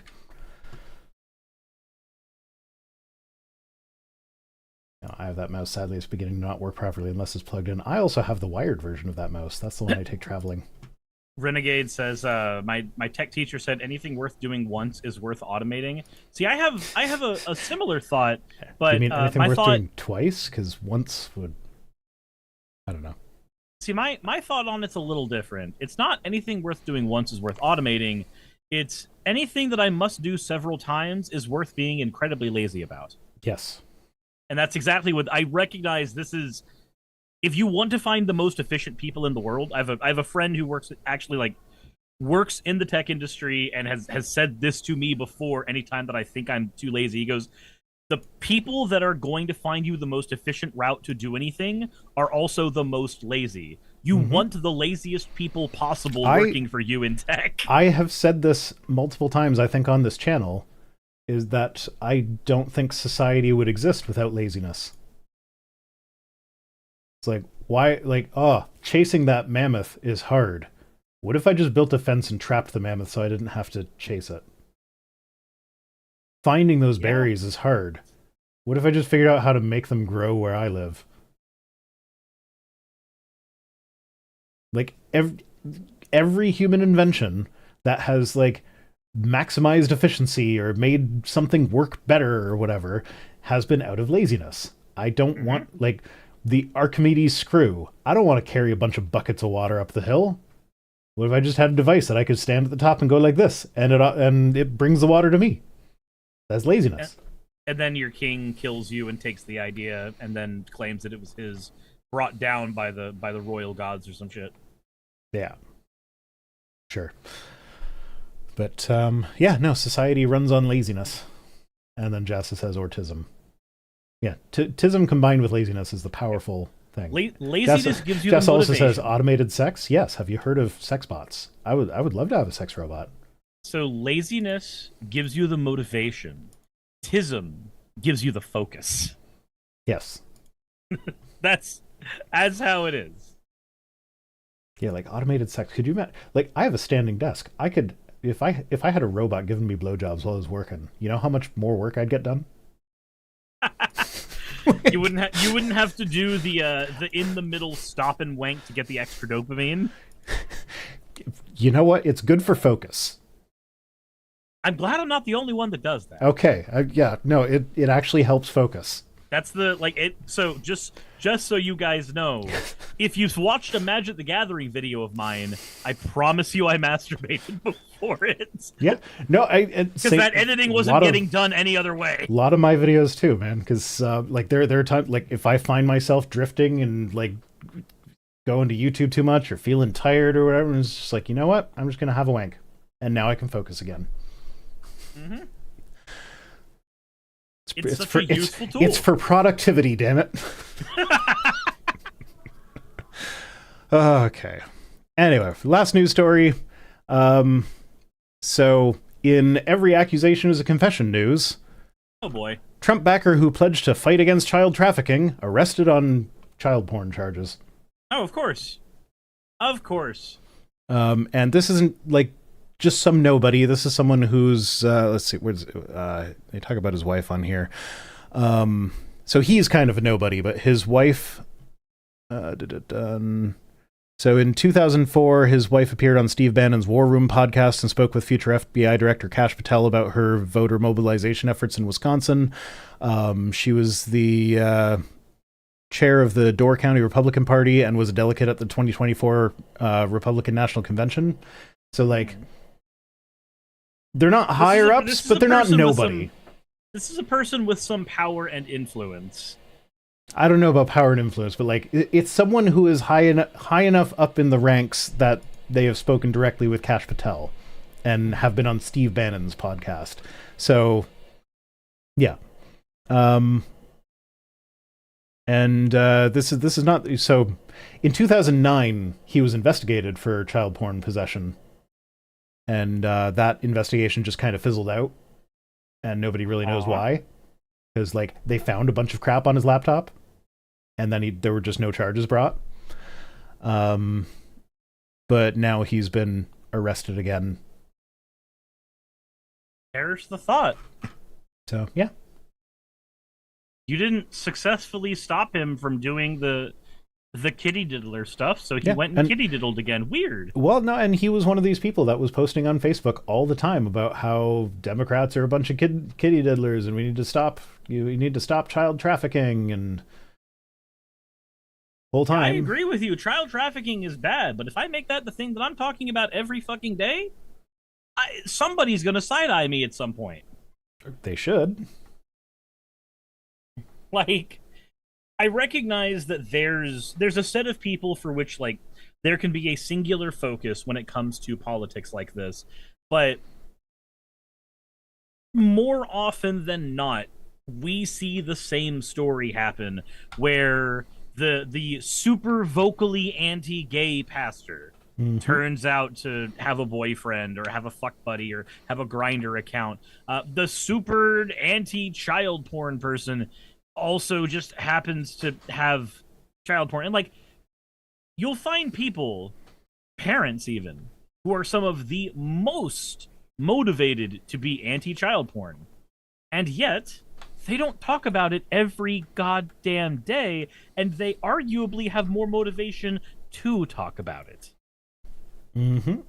There's a reason they don't talk about it all goddamn day. It's because they don't think about it all goddamn day. And they don't think about it all goddamn day because they're not fucking consuming it. Yeah, I make a similar point. In my upcoming video is a response to Matt Powell. And it's him talking about how sex before marriage is bad. And so, like, it's one of those things where it's like, I feel like the only reason you are talking about this is it gives you an excuse to think about it. Because, like, he's talking about, like, oh, you know, even if you live together and are in a committed relationship, having sex without being married is bad for you. You're going to get depression. You're going to get this. It's going to be tearing you apart. And it's like, find me you know what? Studies that prove that, Matt. Go ahead. He is like, he's spending a lot more time being upset about my sex life than I am. And like, I have more reason to think about my sex life. And really, the only reason sex is an issue in our relationship is because we have too goddamn many kids, so it doesn't happen enough. But that's not a marriage issue. That's a physical reality issue. Yeah, I will say he does tell us in this video that he's got scientific sources, and oh man, they're fun. You gotta watch on Friday. But those the scientific sources he pulls, ooh, it's just beautiful. It's beautiful. It's mwah. I could like guess at the craziest, like the least reliable possible source that you could think of that Matt would call a scientific source, and I guarantee you will not guess what he actually used.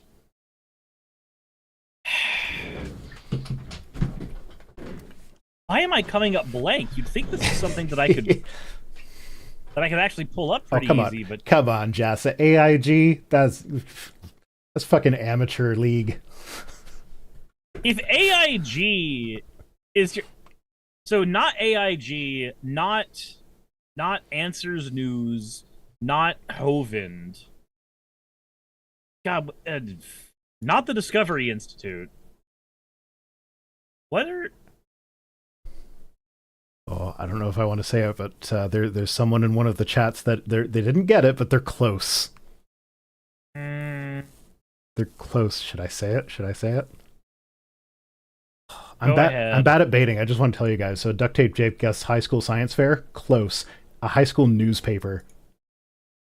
A high school newspaper. A high school fucking newspaper. Where the types of information you're gonna find are people hearing something that their parents argued about and then making it everybody else's fucking problem. I don't want to be on this planet anymore. No, I'm done. Okay. I have to read a quote from the newspaper. I have to read it. Just a second. Gotta find it first.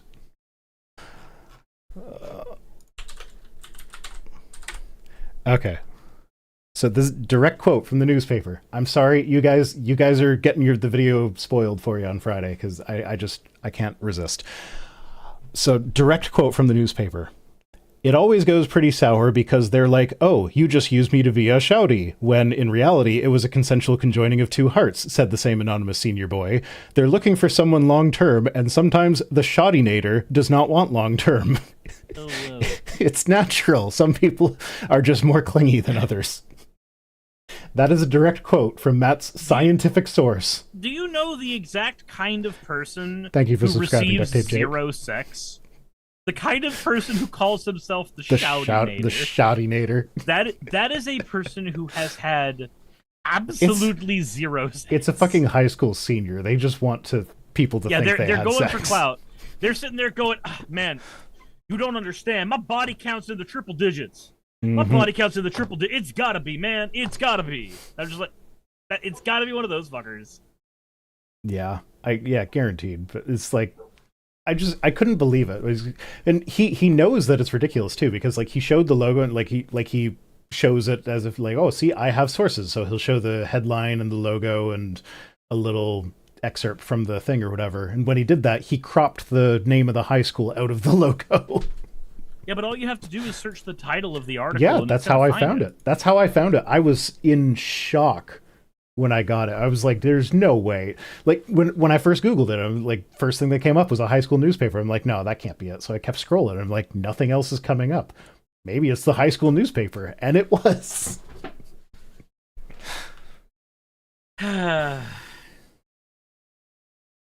So yeah. Anyway, we got some bangers on the tweets today, so let's get on to the tweets. Oh, I probably forgot to do the thing that I need to do to make them show up. I did. Oh, that's Boop. fun. So, Insider Paper said, just in, Trump says he will probably not run for president again, to which Cat Turd says, we call it a little trolling. Yeah, it would be funny if he hadn't already attempted an insurrection. Yeah. So like I'm of the opinion that he won't try for a third term. But most of that is based on the fact that we've already got a failure under the just under his belt, and the fact that if he were to try for a third term right now with the language that he's used, it would be closer to trying to do it through more legitimate channels, which would stonewall him instantly. That's what I would think would happen. Now, granted, I do not have your optimism. It is an optimistic thought. I also have to work with people who do election things here, so my brain is very. You much have on to the be side able of, to believe that an election. I have to be able to believe that an election's going to work. Otherwise, why the fuck am I helping work on an election campaign? What am I doing if this whole system is fucked? Yeah, no, it's buying ammunition. Yeah, no, this is the whole thing that they do on the right, though. Like it's always just a joke until it's not. Yeah. But yeah, no, so I guess it feels. I guess maybe it's more hedging my bets that we're not going to deal with that shit. Like this is their plausible deniability, where they say, "Oh yeah, no, we're not going to do that illegal thing," until they do the illegal thing.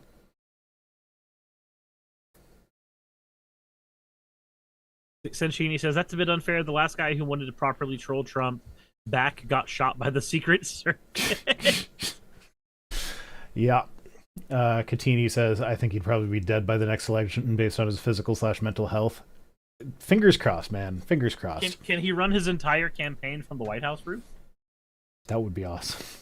And then, and then he just falls off. No, he just needs to get up on the roof and then he can, don't cry for me, Argentina. Whoa. Jeez. Olivia Williams says, you know the drill, like the stream. And I missed the comment. I missed the comma there the first time I read it, so it was like, you know the drill, like the stream. And it just, my brain, it just did not make sense then. Okay. Next up, End Wokeness says, a picture's worth 1,000 words, and someone's giving the middle finger to Sydney Sweeney, which... Have you seen that ad campaign for American Eagle? I've only heard about it. I haven't seen it. Yeah, so she just, so it's like, I don't know, I don't remember the exact wording. It's poking fun at eugenics is what it looks like. Not but poking fun with eugenics. Yeah, I was going to say, no, it can't. So the video ad, I forget the exact wording, but it made reference to her blonde hair and blue eyes, and then talked about her good genes that you get from your mother and your father. Hey guys, guess what? You know how the point with rainbow capitalism is always that rainbow capitalism is evidence that things are going the right way. When they decide that the eugenics fascists are the ones that they want to actually be marketing towards, that's the same sign. Yeah, so but in the other direction. That's what I was gonna say. Is like this is exactly like when like Gillette put out their ad saying don't be like toxic masculinity is bad actually, and when Nike hired Colin Kaepernick, and the right freaked out, and both those companies made a shit ton of money off of the right freaking out. This is the exact same thing. American Eagle probably, like, if I were to guess, the marketing executive who came up with this is probably not actually pro-eugenics. I mean, it wouldn't surprise me if they were.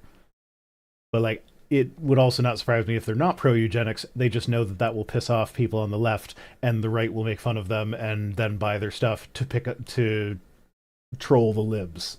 And I mean, to be fair, it makes sense that that kind of campaign would be done in the first place, because that kind of campaign has been done against the right wing for years.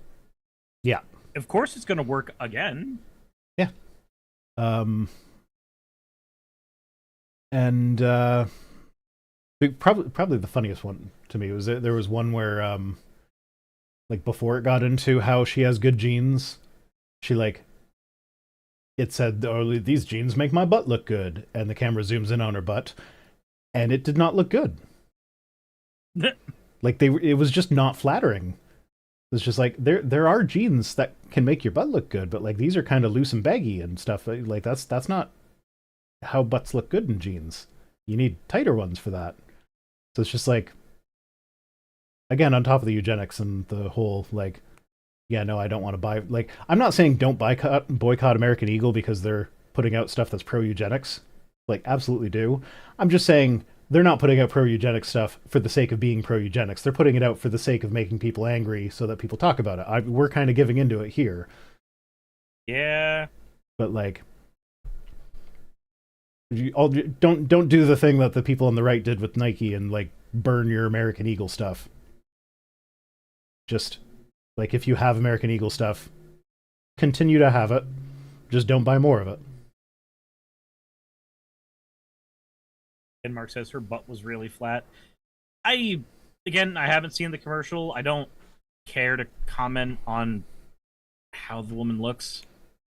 But I mean, I wasn't saying that her butt does look bad. I was saying her butt in those jeans looked bad. And it was like, if they didn't specifically make her say the line, "My butt looks great in these jeans," then I wouldn't be commenting on it, because I don't fucking care. But like, don't tell me your butt looks great in those jeans that are very not flattering. Like, yeah. But we become the world's second necrocracy. Wait, hold on, what? a state. I feel like there's zombies. a part of my chat that It's a country run by zombies. I mean, technically, I guess that would be an accurate depiction of what that is. All right, well, you figure that out. We'll go to the next tweet. Yep. So, Sean Hannity posted an image of Stephen Colbert saying, 2 weeks since cancellation, Colbert still slams conservatives. Did you expect him to change because he was canceled? Like, I've been canceled now, so I guess I can turn. Well, I mean, I guess that's what the people on the right always do. It's like, oh, I said a thing that was right-wing adjacent, and now people on the left don't like me, so I guess I'm going to turn hard right, and now I'm a Nazi. Mm-hmm. So did they expect that out of Colbert? I mean, it wouldn't surprise me. It would, like, I wouldn't be surprised to find out that a lot of people on the right still think that Colbert is the character that he played for ages on TV. But, yeah, they're saying that he's doubling down on liberal guests and jokes targeting conservatives. But it's like, is it doubling down, or is it just, like, carrying on? Just doing the same thing that he was doing. Yeah. For and, years. like, he pokes fun at the left as well. Just, I would agree, nowhere near as much as he pokes fun at the right. But, like, he makes funny... like when he shows an image of someone, doesn't matter whether the person's right or left, he will make a funny comparison of like, oh, this person looks like that. But yeah, same old Steven. It's just Yeah, what do you expect? it's just like, yeah, no, I did you think canceling him would make him less likely to be left wing? That's It's still, yeah, we still see the whole like Michelle Obama is trans shit. yeah, that's true. And at that point, you just have to ask the question: even if she is, who gives a shit? Do you remember when Bush invited Colbert to the White House because he thought that his character on TV was really him, and then he spent the whole time roasting him? Like I think it was he got invited to host the correspondence dinner or something. Huh. No, I don't remember that because I don't remember a lot of things from the Bush presidency. Yeah, because you're a little baby. You were just a child. Mm-hmm. Yeah, also it was like you're canceled in 9 months. Like, yeah. So now the gloves are off. He knows, like, what are they going to do? Cancel him? Yeah. Like, honestly, at that point, you just kind of keep doing your thing. What's the bad thing that's going to happen if you do? Yeah, nothing. So, Inspiring Philosophy posts, fun facts about bacon. People who eat bacon have a lower chance of marrying a 9-year-old. You know? I get the joke. I also get the joke. And I would, like... Yeah, because if you don't know, Muhammad married a 9-year-old, and usually the defense when you ask Muslim apologists about that is that like, oh yeah, but he waited until she was like 12 before he had sex with her. Yeah, it was waited until she had her period, and then they'll say things about, by the way, he recited the Quran while her period blood was seeping into his ear or some shit. Yeah, something like that. I don't know. It's gross. But like, I see a Christian posting this, and my first thought was, okay, do you know who keeps voting against outlawing child marriage in the United States? It's not the Muslim legislators, it's the Christian ones. To be honest, anytime there's a bill to raise the legal age of marriage to 18, the people against it are Republicans, and they usually use their Christian values to justify it. So once upon a time, I would very, very often go after the Muslim faith because of the stuff with Aisha. That's the wife they're referring to there. I would like you can go after Christians for different bits about their Bible. I think that honestly the better angle of attack these days is to just look at the actual fucking things that the people that you're trying to critique support in the right now. Mm-hmm. And then go for that. And you know what? Oftentimes with Christians, you find some really weird fucking shit in the United States. Mm-hmm. Because in the United States, the Christian nationalist right basically bought the right wing. It happened during the Reagan era, so a lot of your criticisms of Christians are going to end up targeting them. It makes less sense to go after the book there because despite Christians and Muslims and people of various faiths always say, not always saying, but many of them saying that, like, oh, the teachings from their books are what inform so much of their life. No, the fuck it doesn't. Yeah, no, most of them don't read the book. But most of them do not. There are some who do, and fine by that. But for the most part, the amount of people who say those words and the amount of people who live by those words do not share the biggest of Venn diagrams. So what's funny is, Inspiring Philosophy did it was like 2.5 hour stream responding to one of my videos. And yes, I am going to respond to their stream. But the thing that made me laugh the most in it was when I was going over Pascal's wager, and I pointed out that, like, hey, Christianity is not the only religion.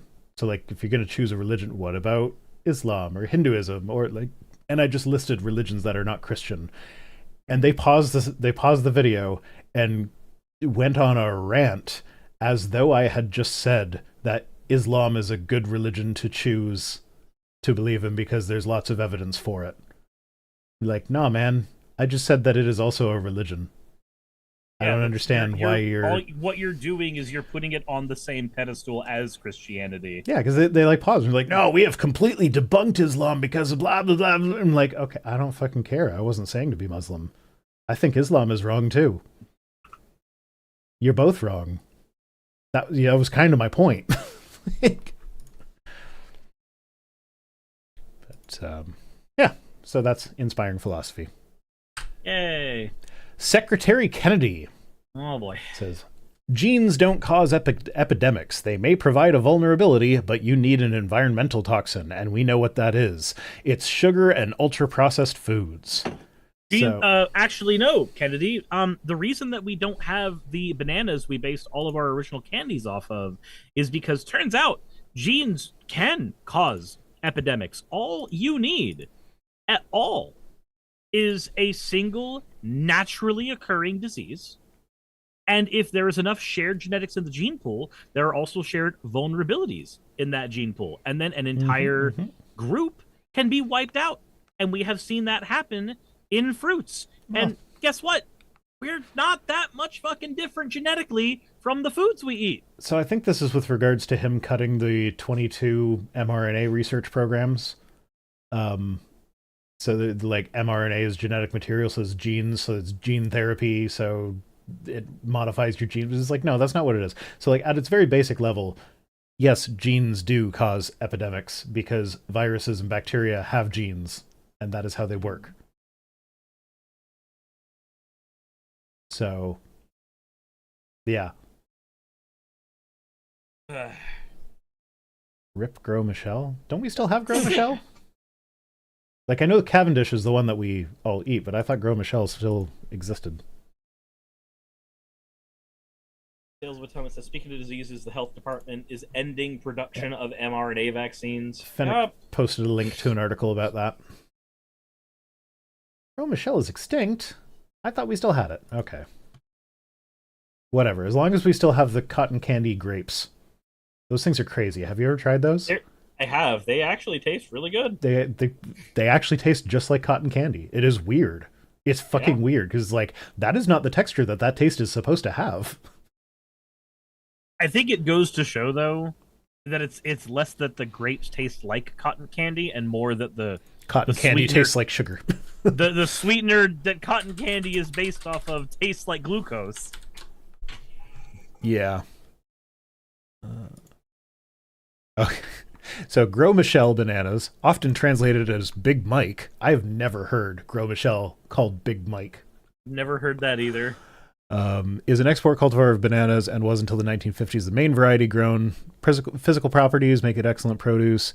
Due to its vulnerability to Panama disease, it has been almost entirely replaced in the banana industry by the Cavendish cultivar. So it still exists. It's just not common anymore because of its susceptibility to Panama disease, which the Cavendish one is... There's a strain of Panama disease that is messing with the Cavendish bananas now. So I have heard it suggested on Skeptic's Guide to the Universe, where like Steve Novella is a bit of a banana aficionado. He's like everywhere he goes, he tries all the different banana varietals that he can. And he suggested that because of the way bananas are cultivated, it is likely that within our lifetimes, there will be no more bananas. I hate that. Yeah. Fun fact, plantains taste more like potato than they do banana when cooked. That's why plantain chips are what they are. I disagree. They don't taste like potato. They taste closer to a starch than they do a fruit to me when they're they are very starchy, but I don't know about potato. Like, I don't know. Heidi cooks with plantains all the time. She's an island girl. Like, it's one of her... Ooh, you can order Gros Michel bananas. Behold, the original taste. $17 for one fruit. Behold. I don't know if that is the expensive place. I don't know if that's one bunch of bananas or if it's one single banana. You could get a small box for $127, a large box for $177, extra large box for $300, and a bulk box for for 427 bananas. Who's buying that many? I mean, I guess someone who owns a grocery store. But like, if you own a grocery store and you put like a banana that you have to charge more than $17 per banana right next to the ones that are like 39 cents or whatever, the wait list is so long. There's a wait list for it. That's what happens when you're selling a dying Guess everybody breed. loves their Gros Michel. Sorry, Big Mike. Okay, moving on. Oh yeah, this was sent to me by, I think, Fennec. I think I'd like less of whatever the fuck this is, please. I don't know. It showed up in my inbox, and I was like, okay, I'm putting that in the stream. Yeah, I see that you have. You can also take it off. Not Fennec. Might have been Jassa then. Who sent me this? Yeah, by all means, tell me who sent that as well. I would like to know. Who disturbed us with the uwu? I don't know. Whatever. I thought it was funny. Melissa the Hopeful Homemaker says, we often hear about one of the benefits of homeschooling being the extra time that a mom and her kids spend together. I read this out loud to Heidi. As soon as I finished that sentence, she said, fuck that noise! Summer vacation is fun. But we don't hear as much. 4 days of summer vacation. But we don't hear as much about the bonus of brothers and sisters being with each other instead of apart for most of the day. Yes, it will involve a good bit of fighting, but it will also involve them learning together to play, work, and becoming good buddies to each other, which is really meaningful to see. No, that's not what happens. Now, granted, there is a lot of neurodivergence among my kids. But my 3 kids that were, they were homeschooled until the youngest was in grade 1, I think. No, kindergarten. He did senior kindergarten at school. So the second youngest would have been in grade 2 and grade 4. So kindergarten, 2, and 4, we homeschooled them for. And yeah, no, they didn't really get that whole we do things together thing or whatever. And my partner's kids, who are just going to, and they've been going to school longer than mine did. They went to preschool, and everything. Those 2 are the ones that I would be more likely to think if they see one of their siblings being bullied, they will step in and protect them. Whereas mine, I could absolutely see them being like, yeah, not my issue. I'm just turning around and walking the other way. So yeah, as far as the sibling bonding goes, no. But also, if you're going to learn how to play, work, and become teams and good buddies and everything like that, you know where a good place to do that is? School, where you're exposed to a diversity of people from a diversity of backgrounds, and you get to learn how to work with and respect all of them, as opposed to just the people who are from your immediate family. Yep. So, oh. People in my chat are saying that you need to look at your redeems. Oh, the fuck I don't. I feel like you do. Daniel, the tech kid. Or tech skid 2. Daniel... Skid. What? You said skid. Like skid marks.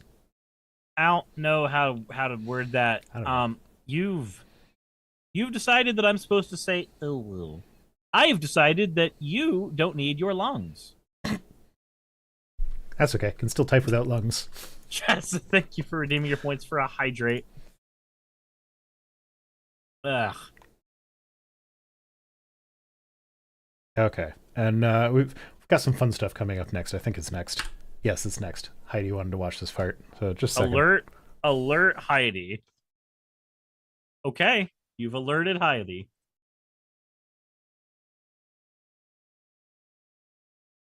Okay. She has been alerted. She's gonna get mad at me because I'm not going into their bios. But there's a right wing cat fight going on Twitter. I don't even remember how I found it, but I just kept reading it. Okay, she's here. So, Sarah Stock, Christian right wing, posts picture of her engagement ring, says, "I won." Fine. Congratulations on your engagement. Whatever. I don't care. She doesn't really play into the story after this. Emily Saves America posted the ring size with the skull emoji because it is small, but like, who fucking cares? Like, that's such a petty. Why does that matter? It's such a petty thing to comment on. Like, even if you think like, oh, that's kind of a small ring. Who the fuck cares? You don't need to share that publicly. You can just keep that to yourself. So, kind of rude. But then Morgan up here, let's zoom in on that, says, she retweeted Emily Saves America's thing, and she says, "You give it up for free, ho. Might want to sit this one out." Oh. Okay. It's getting a little spicy in here. Then H. Pearl Davis chimes in. She's been on the show before. Another right-wing anti-feminist. Just pearly things. Yeah. Fuck her. She says, "Morgan, you are a single mother with a public video admitting you have HPV. You may want to sit this one out too." It's Okay. like, there's nothing wrong with having HPV. Like, a lot of people have HPV. There's a vaccine for it. Get the vaccine if you haven't. But like, if you have HPV, that's not really shameful. But to them, they see because it transmits sexually, it means you're a whore. So yeah, they're like, yeah, no, you have to sit this one out because you have HPV. To which Morgan replied, "You suck black dick and probably have AIDS." What the fuck? And I mean, it's funny, but I would like to point out, I did not screenshot Morgan's profile, but it's very Jesus-y. It's all about the good serving Lord Christ. wanted me to She's tell a you, Christian you suck nationalist. black cock. But yeah, people are asking why are we bringing race into this? So funny thing about that, okay, yeah, no, there's one more from Emily that comes up, but in the response to this one, actually, yeah, no, so Pearl did respond to that, saying that she doesn't have AIDS. And then all of the responses to that were a bunch of racist people being like, "Notice how she didn't deny sucking black dick." Why would it matter if she sucked black dick? Yeah, so I'm just why like, does that a thing that we care absolutely about? it absolutely does not matter. But these right-wing idiots are just they're obsessed with it. But They're very obsessed with black cock. yeah, they think about it a lot more than I do. And I would actually suck it. I will tell you right now. I mean, if the girl's black, I will suck her dick. I don't care. Yeah. I'm just thinking back to all the jokes that I made before I knew that I wasn't straight about how my lack of a gag reflex is wasted on a straight man.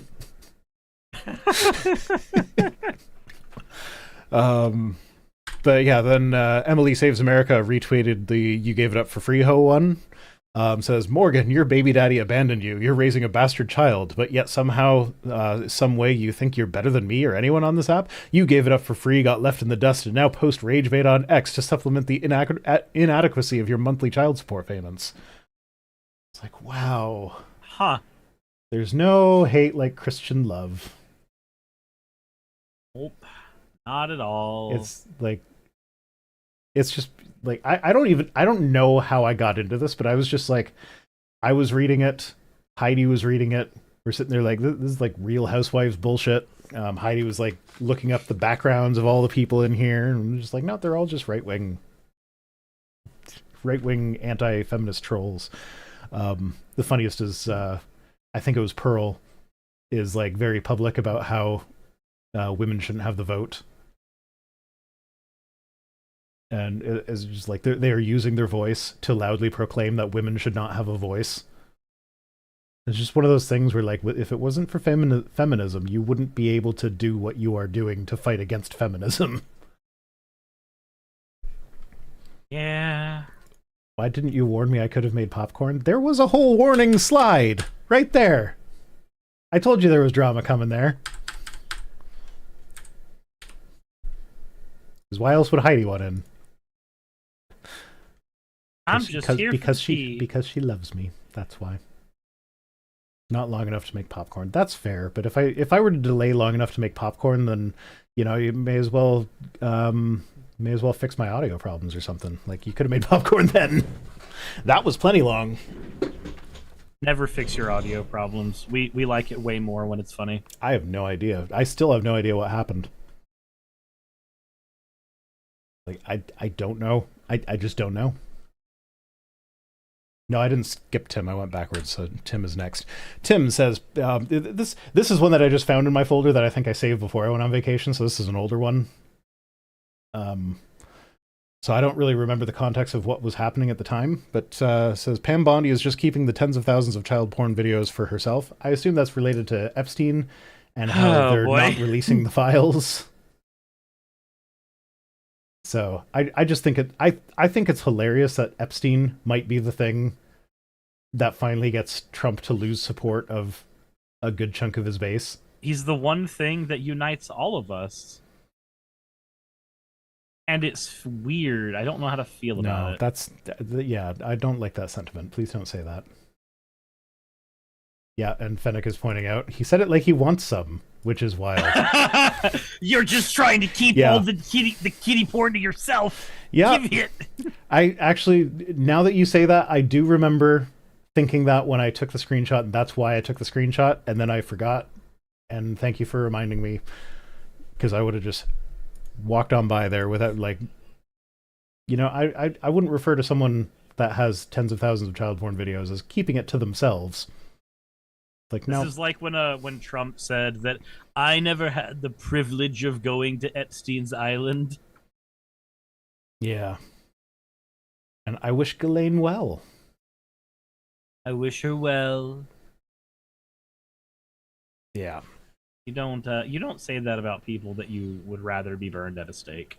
Exactly. And people who exploit children, some of those people, I do not wish them well. Table Salt said, Canada is banning people from entering forests. That's it. That's the tweet. Yeah, so super dry conditions. We're dealing with forest fires in Canada right now. And yeah, there's a $25,000 fine for like all the public parks are closed, and there's a $25,000 fine if you're found in one of these parks while they're closed, because like you are potentially causing millions of dollars of damage. So we'll fine you $25,000. Like it's not really an issue. Like this is a bit more drastic than normal because there's also restrictions on private property. So like if you have a bunch of forested area yourself, you're still allowed to use it yourself, but you're not allowed to invite a bunch of friends over to use it. And that fine still applies. And so I can see how you might say that's overstepping a bit, but like when it comes to forest fires, like the fire don't care where the property line is. It's just all about mitigating risk. Like right now, I'm in an air quality warning because of the forest fires in I think there's some in Quebec right now. It might be out west as well. I'm not sure, but like there hasn't there's been a lack of rain all across Canada. Like my grass is brown right now. That's depressing. Because we just haven't had. We had a thunderstorm today. No rain, but lots of thunder and lightning. Was it very, very frightening? Galileo Figaro. Magnifico. Magnifico. Hey. I'm just a poor boy. Nobody loves me. He's just a poor boy from a poor family. Spare him his life from this monstrosity. Somebody's gonna clip that and just say, "Yep, that's what happened on my stream." That's the stream. That's all it was. Bismillah, no. I am now violently reminded that I should have. This is proof that I'm way too tired. I should have set my stream buffer on so I could have just clipped it myself. Oh, is that what stream buffers are for? Okay. Yeah, I just learned about this recently. Okay. You set a stream buffer and it always records the last 2 minutes of whatever you're doing. So you have a separate button that says record stream buffer and it will grab the last 2 minutes of whatever you did and store it for you wherever you have all like your OBS output set to, and then you can turn that into a clip later anytime you want. That sounds like work. It's annoying to set up the first time, but like with every other thing we've talked about, once you do it once, it saves you time. Saves you time. Except I don't do shorts anymore because fuck shorts. Yeah, see, I just started doing shorts again, and I'm actually really enjoying it. I'm not gonna lie. Well, the shorts tank my algorithm. They make my other videos perform worse. That's because you have so I can tell you what setting you have set right now that's causing that. What's that? You have the setting set where it notifies your audience that your short has come out. You need to turn that off. That way your audience, your subscribers, do not get release fatigue from your shorts for your videos. But the shorts can still go out into the algorithm and find new people who otherwise would not have found your content. Because the way the algorithm works is if a video is not sent out to your subscribers, it throws it in front of a few faces to test out first to see if it can perform. And because shorts, if they're done well, are more likely to be consumed because you just get them by, rolling through your scroll, that's how you leverage them. You don't use them as a regular upload. This sounds mean, but they are quite literally not for your subscribers. Yeah, no, I get that. I will consider it. I'll talk to Piper about getting back into shorts then. Probably not this week. Well, you're just getting back right now. Most of what you need to be doing is getting it's your fucking shit together Baja again. Con this weekend. God damn it. Ooh. Oh, how's it gonna work timing wise? I'm gonna have to work a double tomorrow. Yay. Okay, next tweet. So this was in response to that with the right-wing people are all up in arms about it, being like, oh, they're against our freedoms. They're taking away our freedoms to use our property or whatever. So this person, no idea what their affiliation is. You can guess from the fact that they pay $8 a month for this hell site. They say, Grok, who is the Premier of Nova Scotia and what political party is he affiliated with? And Grok responds, as of August 2025, the Premier of Nova Scotia is Tim Houston, affiliated with the Progressive Conservative Party. So that would be the right-wing party. So what's a progressive conservative? That is when we used to have a provincial party known just as the Progressives, but they were right-wing. But they were kind of center-right. And they didn't really do very well. Well, they did okay. I don't know. I forget. The details are a bit hazy because this happened in the 90s. But they merged with the conservative part. So we had the progressives and we had the conservatives. The progressives were not actually progressive. They were center-right. And they merged with the conservatives to become the progressive conservatives.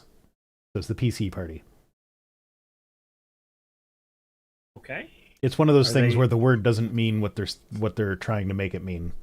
Had that conversation with one of the Magic players that I play with recently, where they said something about like communists like what Mussolini did, and I was just like, yeah, that's not communism.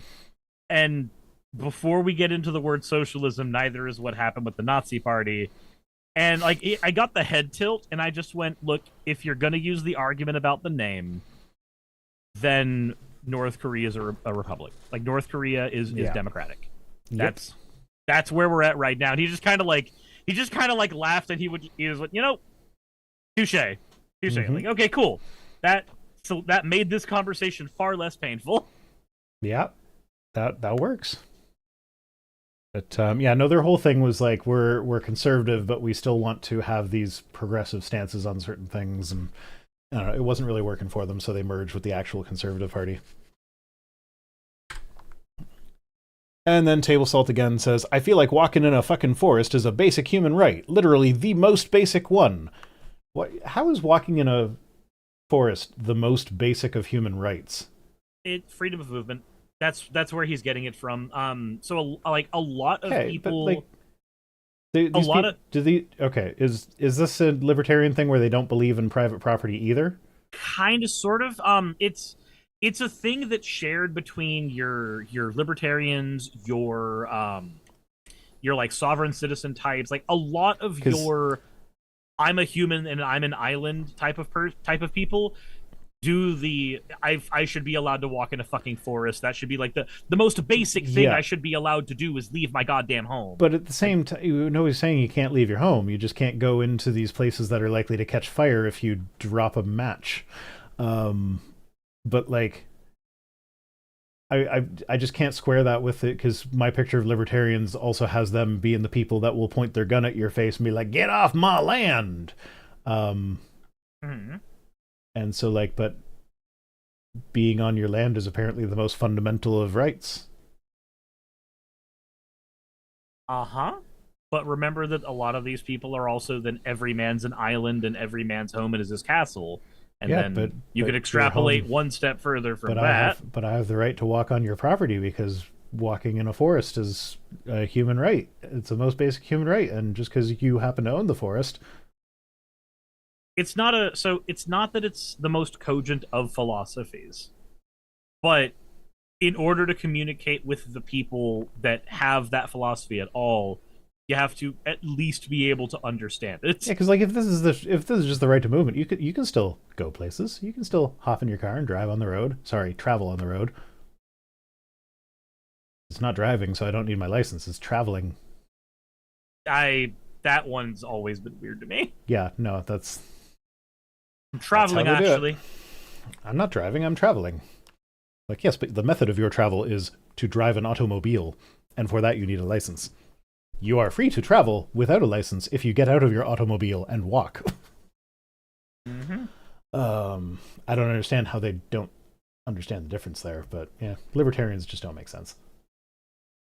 Have you read the book? I think it's called "A Libertarian Walks into a Bear." No.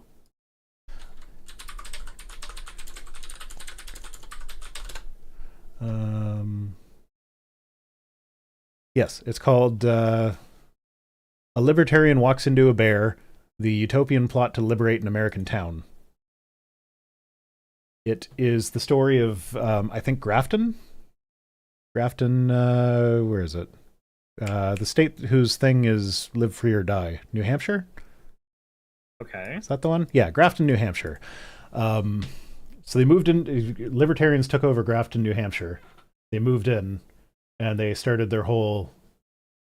Like they anytime there was a town council meeting or whatever, they voted for the libertarian thing or whatever, and the town just like devolved over time. Like they lost the fire department, and you'd have to like pay for fire services yourself, and because they didn't want rules about what you can do. There was like a lady that was feeding donuts to the local bear population, and so the bears were messing with them. Okay. And like it's a wild story. I highly recommend that book. It's a really good book. Yeah. Anyway, that's table salt being libertarian, I guess. And then William Wolfe says killing people is one of the. Oh, so he's retweeting Bethany Mandel says I've never understood why why more conservatives aren't anti-death penalty. I don't trust the government to run my healthcare. I definitely don't trust it enough to kill people. So aside from the I don't trust it to run my healthcare because they're not the ones running the healthcare. They're just the ones paying for it. It's the doctors that are running it. So that's just it's just insurance, but not private, so there's no profit motive, so you pay less. Mm-hmm. It's the doctors that are still making the medical decisions. But I definitely don't trust enough to kill people. So yeah, no, absolutely. If there, that's where we said earlier, if there's, I feel like if a prosecutor pushes for the death penalty and then it turns out that person was innocent, that prosecutor is now up for the death penalty. I feel like that is fair.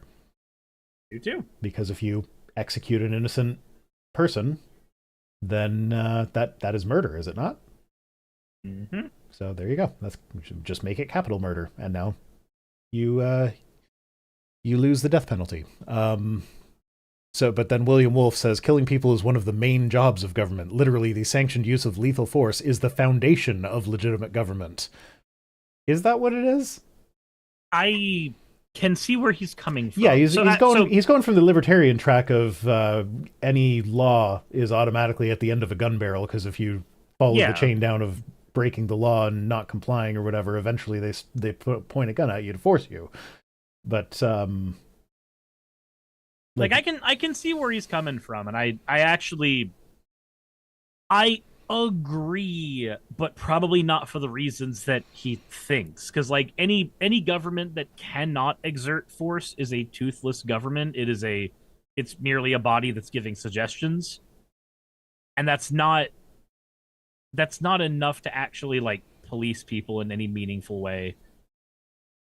But that's more of a thing that you should be critiquing from the bottom up as opposed to justifying from the top down. But I would also say, like, he's saying that killing people is one of the main jobs of government.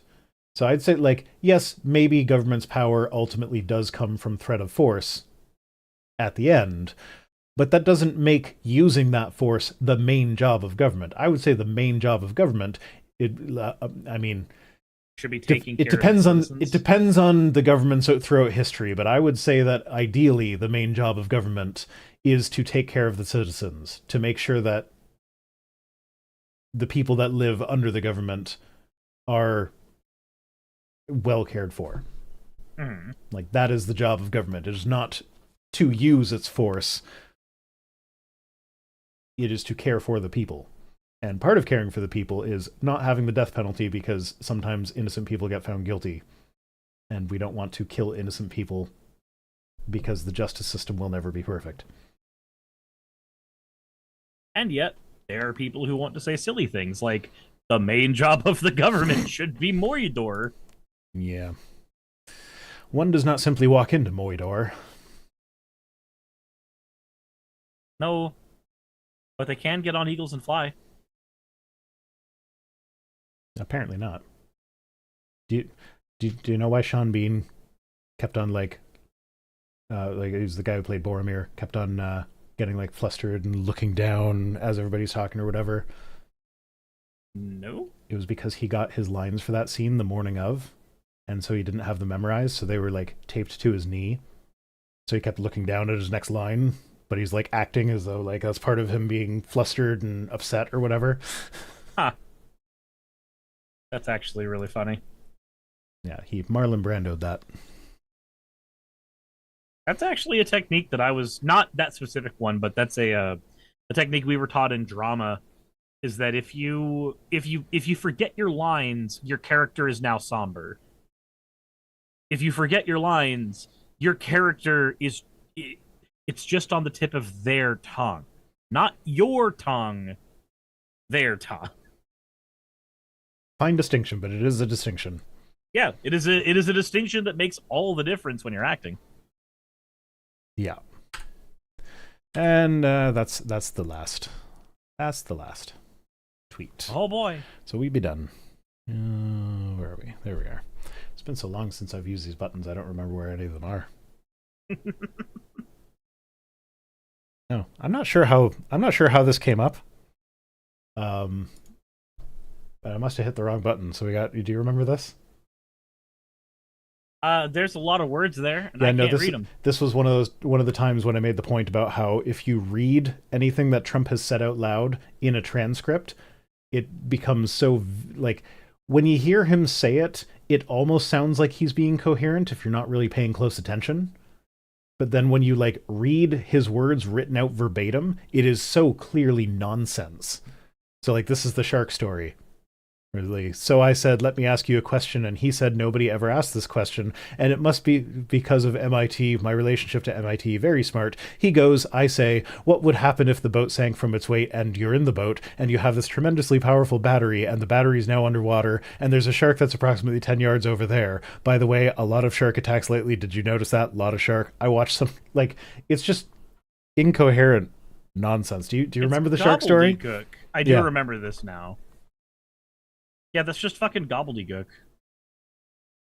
Fennec says label the Hello. buttons. It's a fucking Stream Deck. They are labeled. I have countdown, standby, end credits, just us, tweets, articles, temporary ones that I should have cleared before the stream, but I didn't. There's my stream profile button that Porn buttons. didn't actually do anything. No, I don't have porn buttons. So I take greater care than what's his face from Oklahoma, the guy that wants the 10 Commandments in the classroom. Did you hear about that? No. He went into a district school board meeting or whatever, and as part of the meeting, he had to like bring some people into his office for more privacy, because you got to talk about specific stuff with kids. That's a normal thing that happens. But he had a Walters, that's his name. But he had a projector going with his laptop mirroring the screen, but he didn't realize that it was mirroring the screen. So a person was very surprised to see naked ladies show up in the projector because he was watching porn during this meeting. Ah, I think it was Walters. that's way funnier than it should be. Oh, there's a direct quote that I have to read. If you have not heard this one, I have to read the quote. They have to.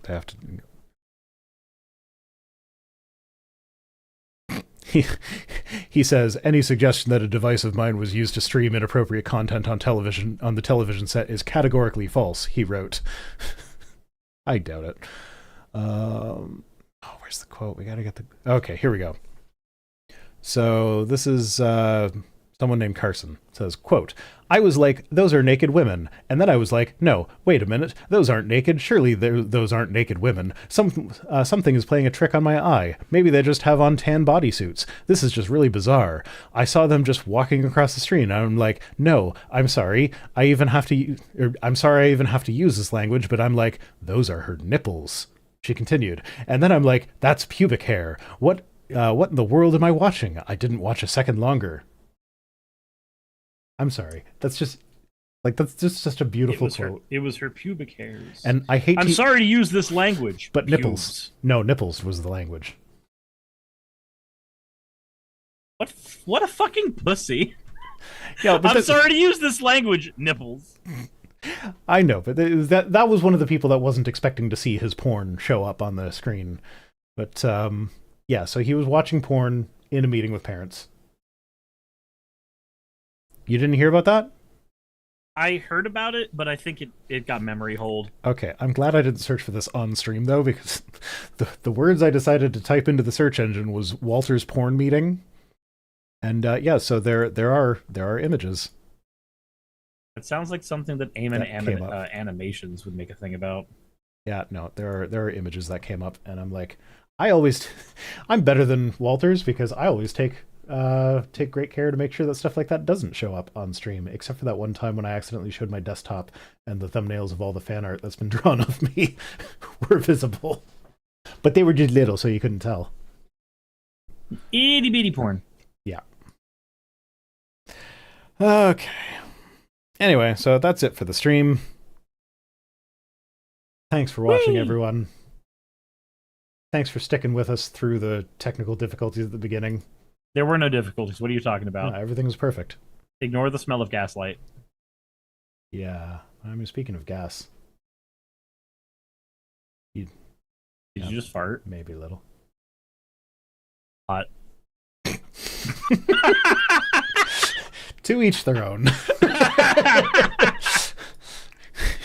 Speaking of hot gas, let's watch the explosions in my end credits.